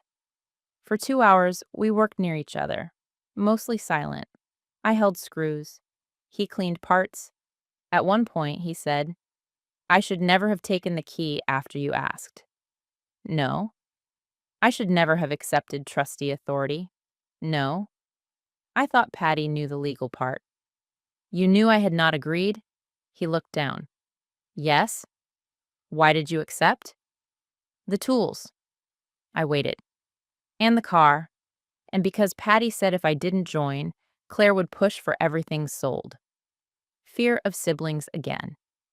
I thought if I was inside the plan, I could protect Dad's things. From whom? He looked at me. All of us, I guess. That was honest. He repaired the clock. When it began ticking again, it still ran 2 minutes fast. Do you want me to correct that? He asked. No. He smiled slightly. Dad would approve. Your father believed punctuality was spiritual. Daniel laughed. The sound entered the house carefully. Before leaving, he said, I am sorry I told you not to call me. That sentence had remained sharper than the money. Were you? Angry. I wanted you afraid. I looked at him. He continued, I thought if you felt the risk of being alone, you would give the authority back. There. Coercion admitted plainly. You made care conditional. Yes. Do you understand what that did? I think so. No. You understand what you intended. You do not understand what it felt like. He nodded. You're right. No defense. No but. That was the beginning. Not forgiveness. Beginning. Patricia took longer. Her license was reinstated under supervision. She returned to work, sold smaller homes, avoided senior clients at first because the disciplinary record embarrassed her, then began training agents on consent and family authority. When I heard, I was angry. My betrayal had become professional education. Another person might have praised the growth. I saw a risk of performance. So when she asked to visit, I agreed only after asking directly. Are you using this experience publicly? She said, only my conduct, not your name, house, medical details, or property. Do you describe yourself as a caregiver who made mistakes? No. I describe myself as an agent who abused authority while believing concern justified it. The exactness mattered. She came. No folder, no charts, no plans. We sat in the living room. For the first time, Patricia looked uncomfortable in a space she once managed. I don't know where to sit, she said. Anywhere I invite you? She nodded, then sat in the chair opposite me. I'm sorry, she said. I read the letter. I know. Why are you here? To ask whether a relationship is possible. Not whether I forgive you? No. Not whether you remain in the will? Her face reddened. No. Do you care? Yes. Honest. Good. She looked surprised. I would distrust you more if you pretended not to care. I don't want anything while you're alive. That is not the same. No. We sat quietly. Then I asked, what did you believe would happen if I entered memory care? Patricia looked down. You would be angry at first. And later? You might adjust. Would I come home? She did not answer. There it was. The planned permanence. What would happen to the house? Sell? The money? Trust. The gifts? Complete. My belongings? Distributed.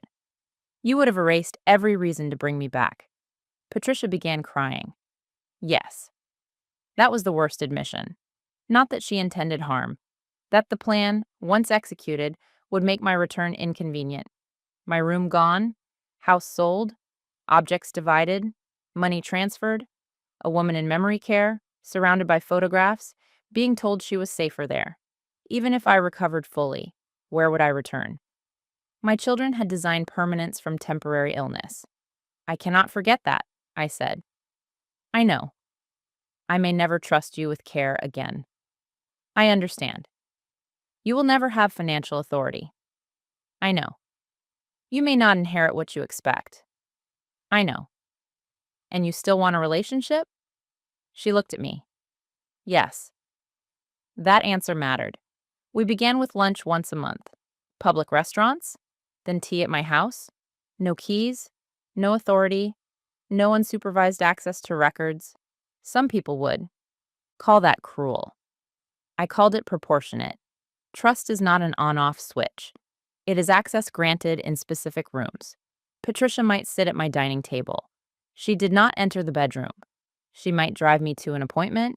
She did not speak to the doctor without me. She might help order groceries. She did not manage the account. Boundaries made relationship possible. Without them, love would have required denial. Years passed.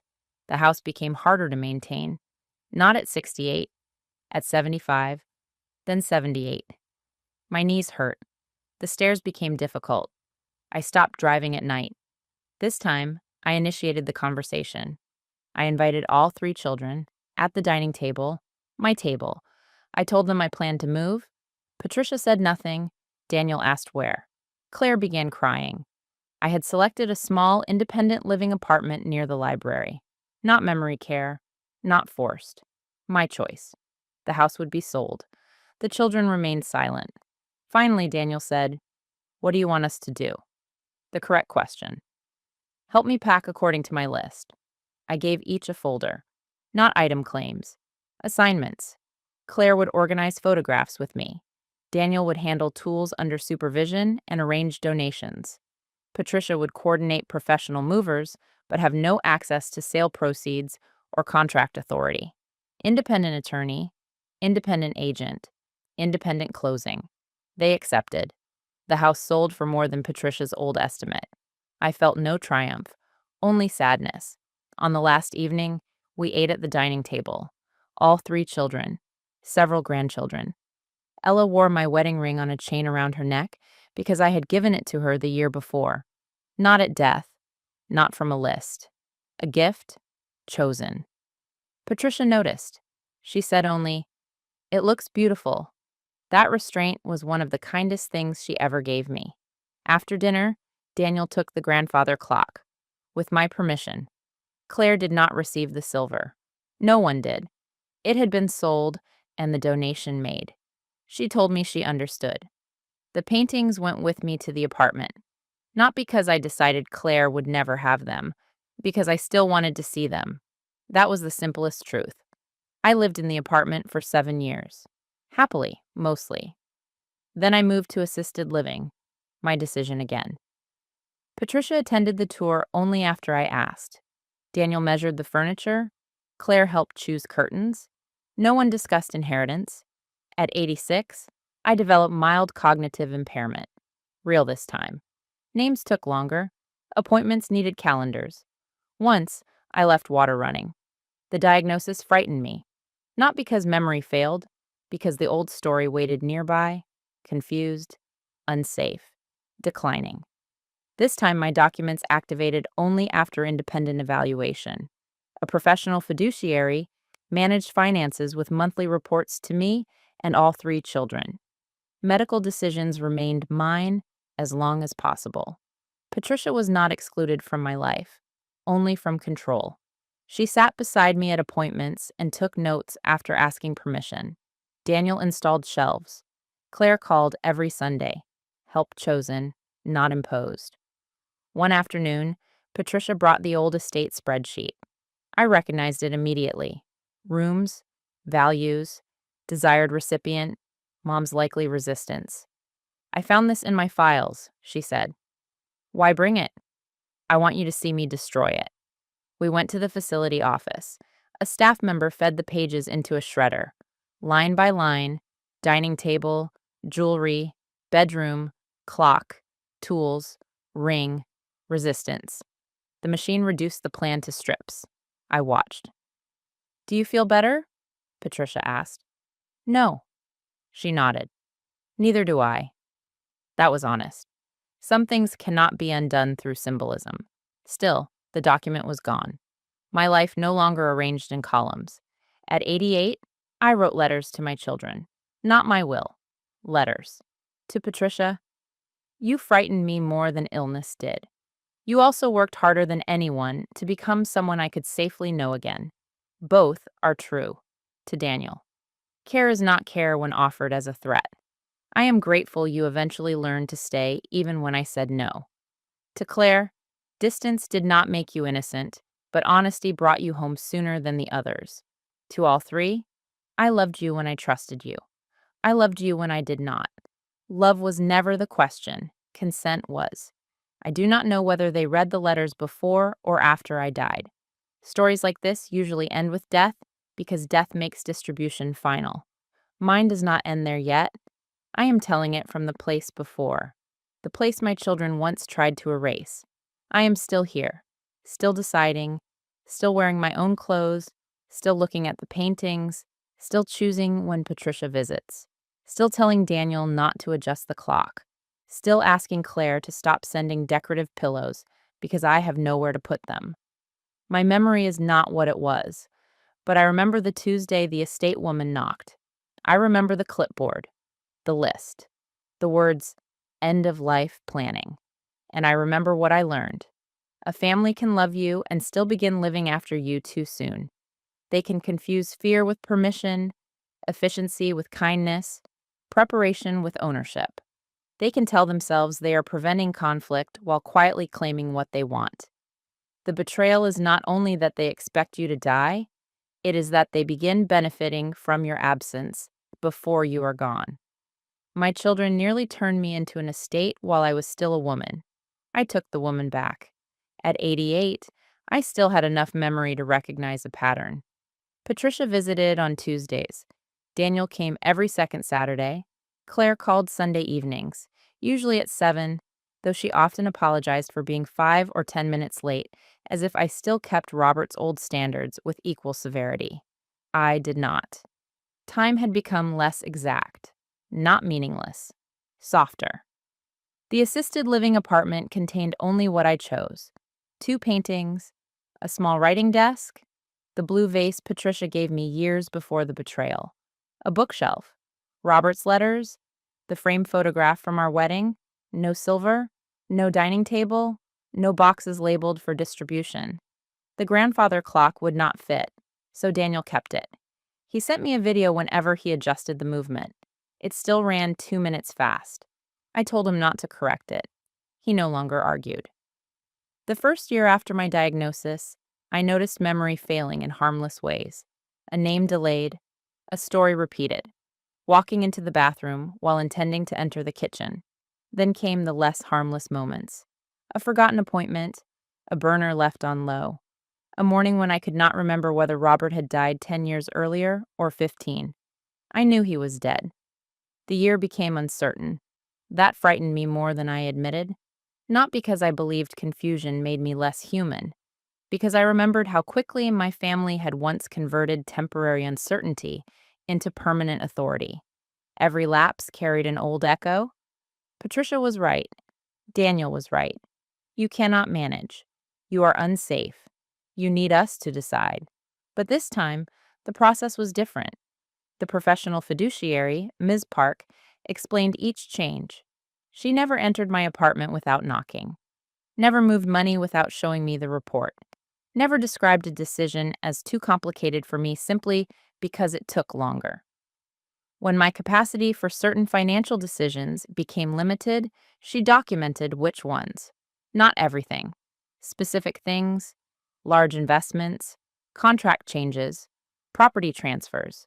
I could still choose groceries, clothing, gifts within agreed limits, travel, medical preferences, visitors, where I lived, what I wore, whether the painting stayed on the east wall or moved closer to the window.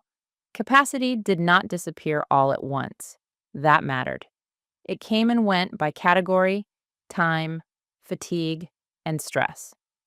There were days when numbers blurred, but stories remained clear. Days when I could not explain a trust clause, but knew exactly who had earned my confidence.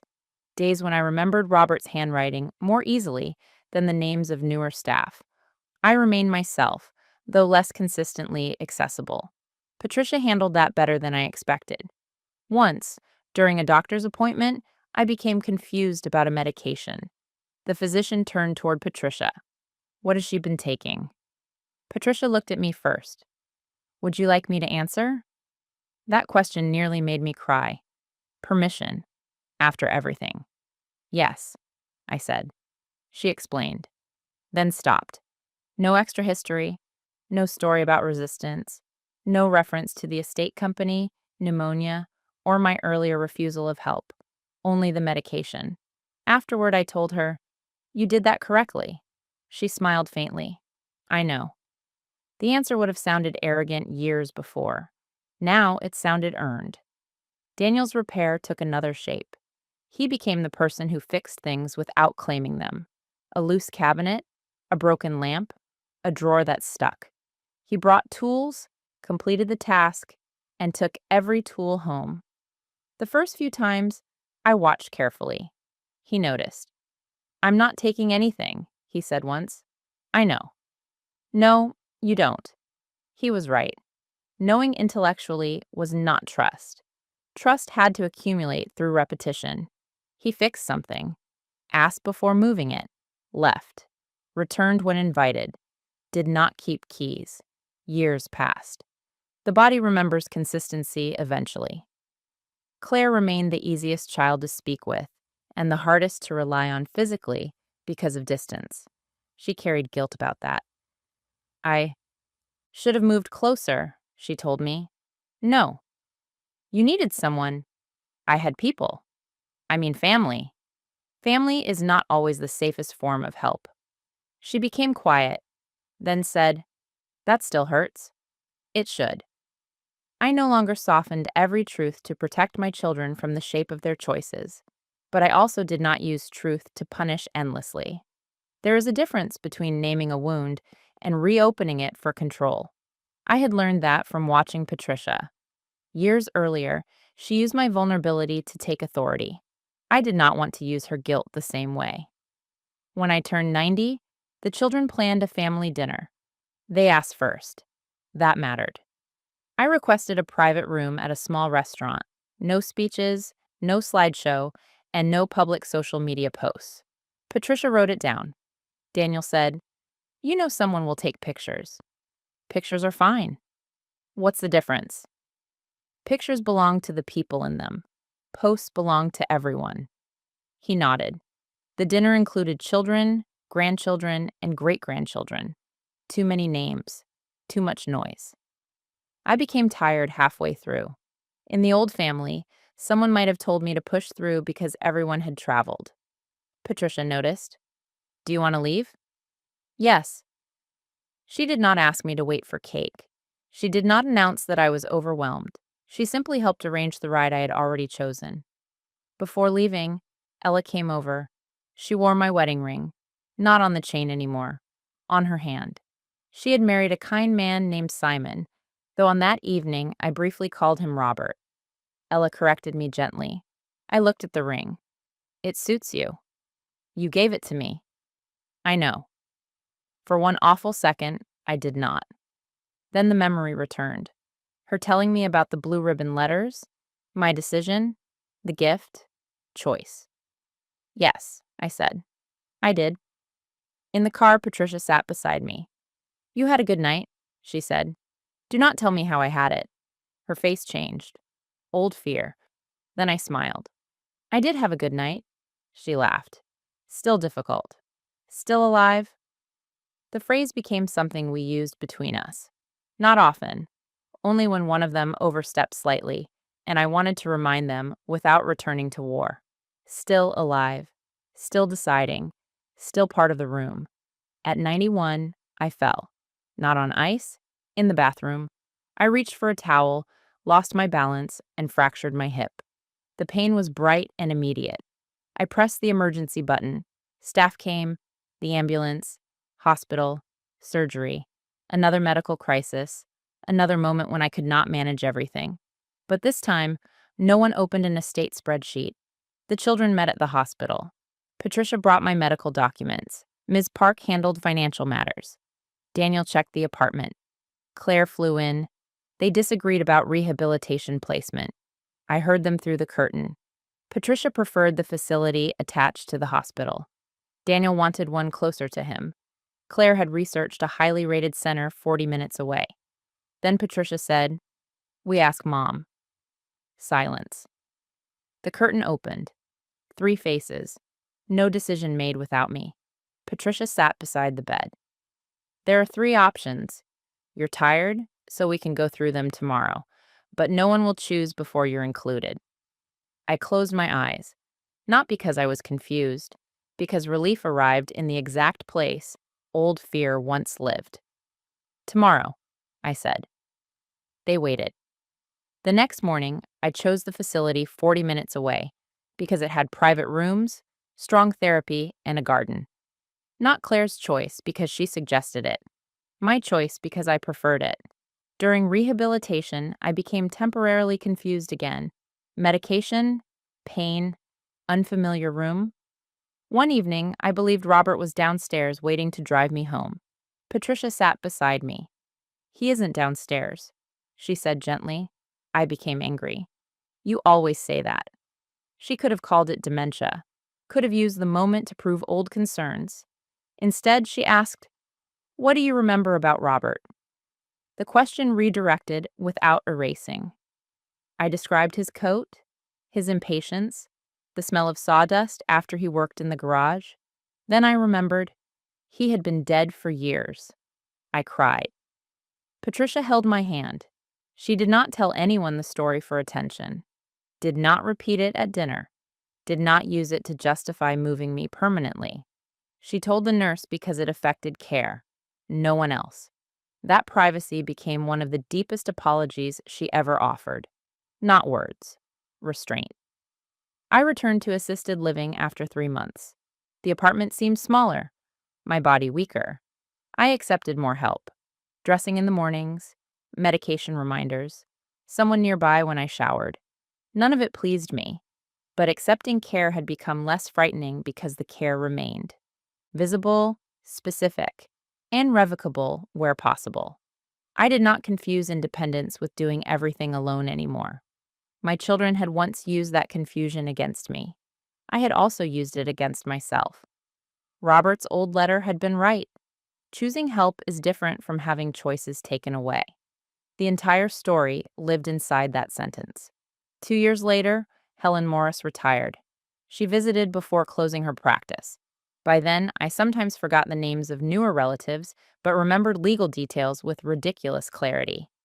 $93,400, I told her. She laughed. "You still remember." "I will forget my room number before I forget that." She sat across from me. "What do you want done with the final archive?" "The legal files, trust documents, bank records, court order, estate spreadsheet copies, medical evaluations, evidence of the betrayal." I had kept everything. Not 37 boxes like another person might. 7. Still too many for a small apartment. "Destroy most," I said. "Which do you want to retain?" The capacity evaluation, the final court order, Patricia's apology, my new estate plan, the original spreadsheet. Helen looked surprised. "The spreadsheet?" "Yes." "Why keep that?" I considered. "For the children." "As evidence?" "As warning." I wrote a note to place with it. "This document shows what happens when fear, greed, and old resentment are allowed to speak for someone who is still capable of speaking for herself. Do not use it to shame each other. Use it to remember that care without consent can become theft." Helen arranged secure destruction of the rest. The archive became one box, truth preserved without being allowed to occupy the whole room. I gave the box to Ms. Park, not Patricia. That boundary remained. People sometimes asked whether I had forgiven my children, usually nurses, occasionally friends, once a granddaughter. I never knew how to answer with one word. Forgiveness is too small a word for a long process. Did I stop wanting them punished forever? Yes. Did I allow relationship? Yes. Did I believe Patricia could become trustworthy in certain ways? Yes. Did I give her power of attorney again? No. Did I forget that Daniel made care conditional? No. Did I punish Claire every time she admired one of my paintings? No. Did I love them? Always. Forgiveness did not erase structure. It changed what I carried emotionally while leaving practical wisdom intact. Some people believe true forgiveness requires full restoration. I do not. That idea often benefits the person seeking access. You can forgive and still use independent trustees. Forgive and still keep separate accounts. Forgive and still ask for written consent. Forgive and still refuse a key. Forgive and still say, "You may visit, but you may not manage." Love and boundaries are not enemies. Sometimes boundaries are the only reason love survives. At 93, I moved to memory care. This time, the diagnosis supported it.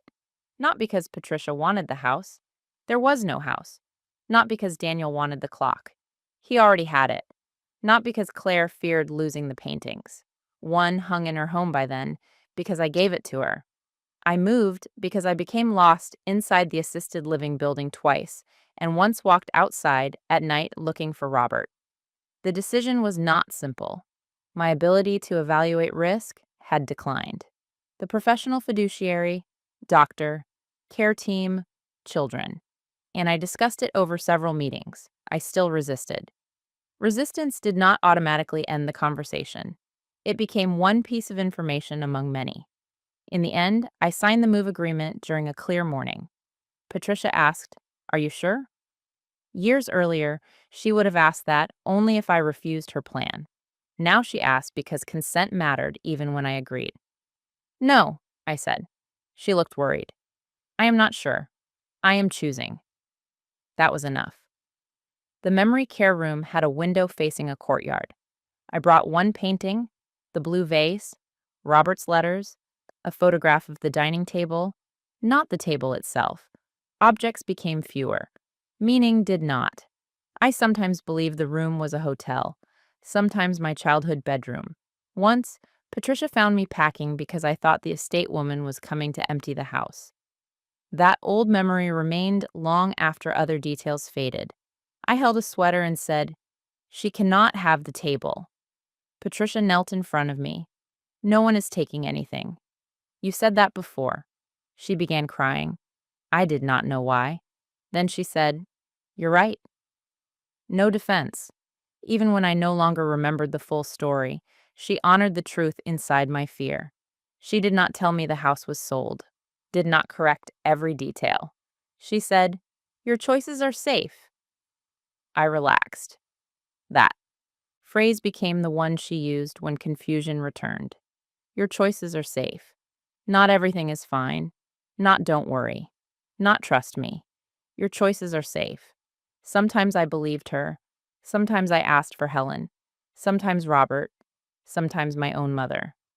The disease took names out of order, but emotional memory remained. Patricia's hand once frightened me. Later, it comforted me. Both were real. There is no neat moral in that, only life. On a clear afternoon, all three children visited together. The courtyard flowers were blooming. Claire pushed my wheelchair. Daniel carried coffee. Patricia brought the blue vase outside with 3 daisies in it. I knew them, not immediately, then all at once. "My children," I said. Claire began crying. Daniel looked away. Patricia smiled. "Yes." "Why are you all here?" Daniel answered. "Because you invited us." I did not remember, but I liked the answer. We sat beneath an awning. For a while, they talked about ordinary things. Grandchildren, weather, a repair to Daniel's roof, Patricia's retirement, Claire's flight. Then I looked at them and asked, "Did you sell the house?" The conversation stopped. Patricia said, "You sold it." "I did?" "Yes. Years ago. You chose the apartment afterward." I searched for the memory. It came in fragments. The dining table, folders, independent agent, Ella wearing the ring. "I chose?" "Yes." That was the important part. I nodded. "Good." Then I asked Daniel, "Do you have your father's clock?" "Yes." "Does it run fast?" "2 minutes." "Don't fix it." "I won't." Claire took my hand. The three of them remained until I became tired. No photographs posted, no speeches, no family statement about healing, only a visit. Later, Patricia wrote down what I said that day, not for evidence, for herself. After I died, she placed the note in the archive box with my letter.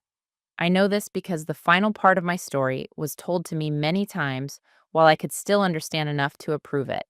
I died at 94, not during pneumonia, not in confusion at a hospital, not while my children divided the house, years later, in a room I had chosen when I was still able to choose it. Patricia was beside me. So was Daniel. Claire was on a video call until her flight arrived, then in the room by evening. No one discussed possessions. The will was clear. The executor independent, the gifts already chosen, the remainder divided according to instructions I made after reflection, not anger. Patricia, Daniel, and Claire all inherited something, not equally, not based on birth order, not based on the old spreadsheet. Each received what I decided. The grandchildren received modest educational gifts. The widow's housing fund received a larger donation. Trade schools received Robert's tools. Ella kept the ring. Daniel kept the clock. Claire received one painting. Patricia received the blue vase. That surprised her. Inside it was a note. You gave this to me before fear made you confuse love with authority. Keep it as proof that I remembered who you were before the betrayal and who you worked to become after. The dining table went to the historical house. A small plaque beneath it read, "Built and extended by Robert Ellis for a family that kept growing." Nothing about betrayal. Nothing about court. Not every object must carry the worst thing that happened around it. My children gathered after the funeral at the historical house. They sat around the table one last time before it became part of an exhibit. Patricia brought the original estate spreadsheet, the one I kept. She placed it in the center. For a moment, no one spoke. Then Daniel said, "We almost emptied her life while she was living it." Claire replied, "We started living after her too soon." Patricia said, "And she still let us come back?" Not fully, not carelessly, but enough. They did not destroy the spreadsheet. My instructions had said not to. They gave it to the family archive with the court order and my letter, not to expose themselves publicly, to ensure the next generation knew what had happened. Years later, when one of Patricia's grandchildren asked to manage her accounts, she reportedly said, "We will do it with independent counsel, written limits, and no beneficiary controlling anything alone." The lesson traveled. That mattered. Families often inherit more than money. They inherit habits, silence, entitlement, fear, control. But sometimes they also inherit correction. My children did not redeem themselves by saying they meant well. They changed by learning that intention does not erase effect. They learned help must be invited where invitation is possible. That temporary weakness does not create permanent ownership. That a parent's mistakes do not reduce her rights. That inheritance begins only after death unless the owner chooses otherwise. And that love is not proved by how quickly you take control when someone becomes vulnerable. It is proved by how much of their choice you protect when they need your help most. My family declared me gone before I was gone. They assigned the house, the money, the ring, the tools, the clock, the bedroom. Even my resistance became something to manage, but I returned to my own life before they finished distributing it. I changed the locks, reclaimed the accounts, recovered the letters, documented the truth, accepted help on my terms, moved when I chose, gave what I wanted, kept what I still loved. And when the day finally came that I could no longer speak clearly for myself, the people around me followed the choices I had made while my voice was strong. That was the real victory. Not keeping every possession, not punishing every child, not remaining in the house forever. The victory was that my life did not become theirs before it stopped being mine. If this story stayed with you, please like this video, subscribe to Bedtime Threads, and share it with someone who understands that family betrayal can hide behind words like safety, planning, and concern. And tell me in the comments, could you rebuild a relationship with children who moved your money, planned to sell your home, and divided your belongings while you were still alive? Or would that betrayal end the family forever? Thank you for listening.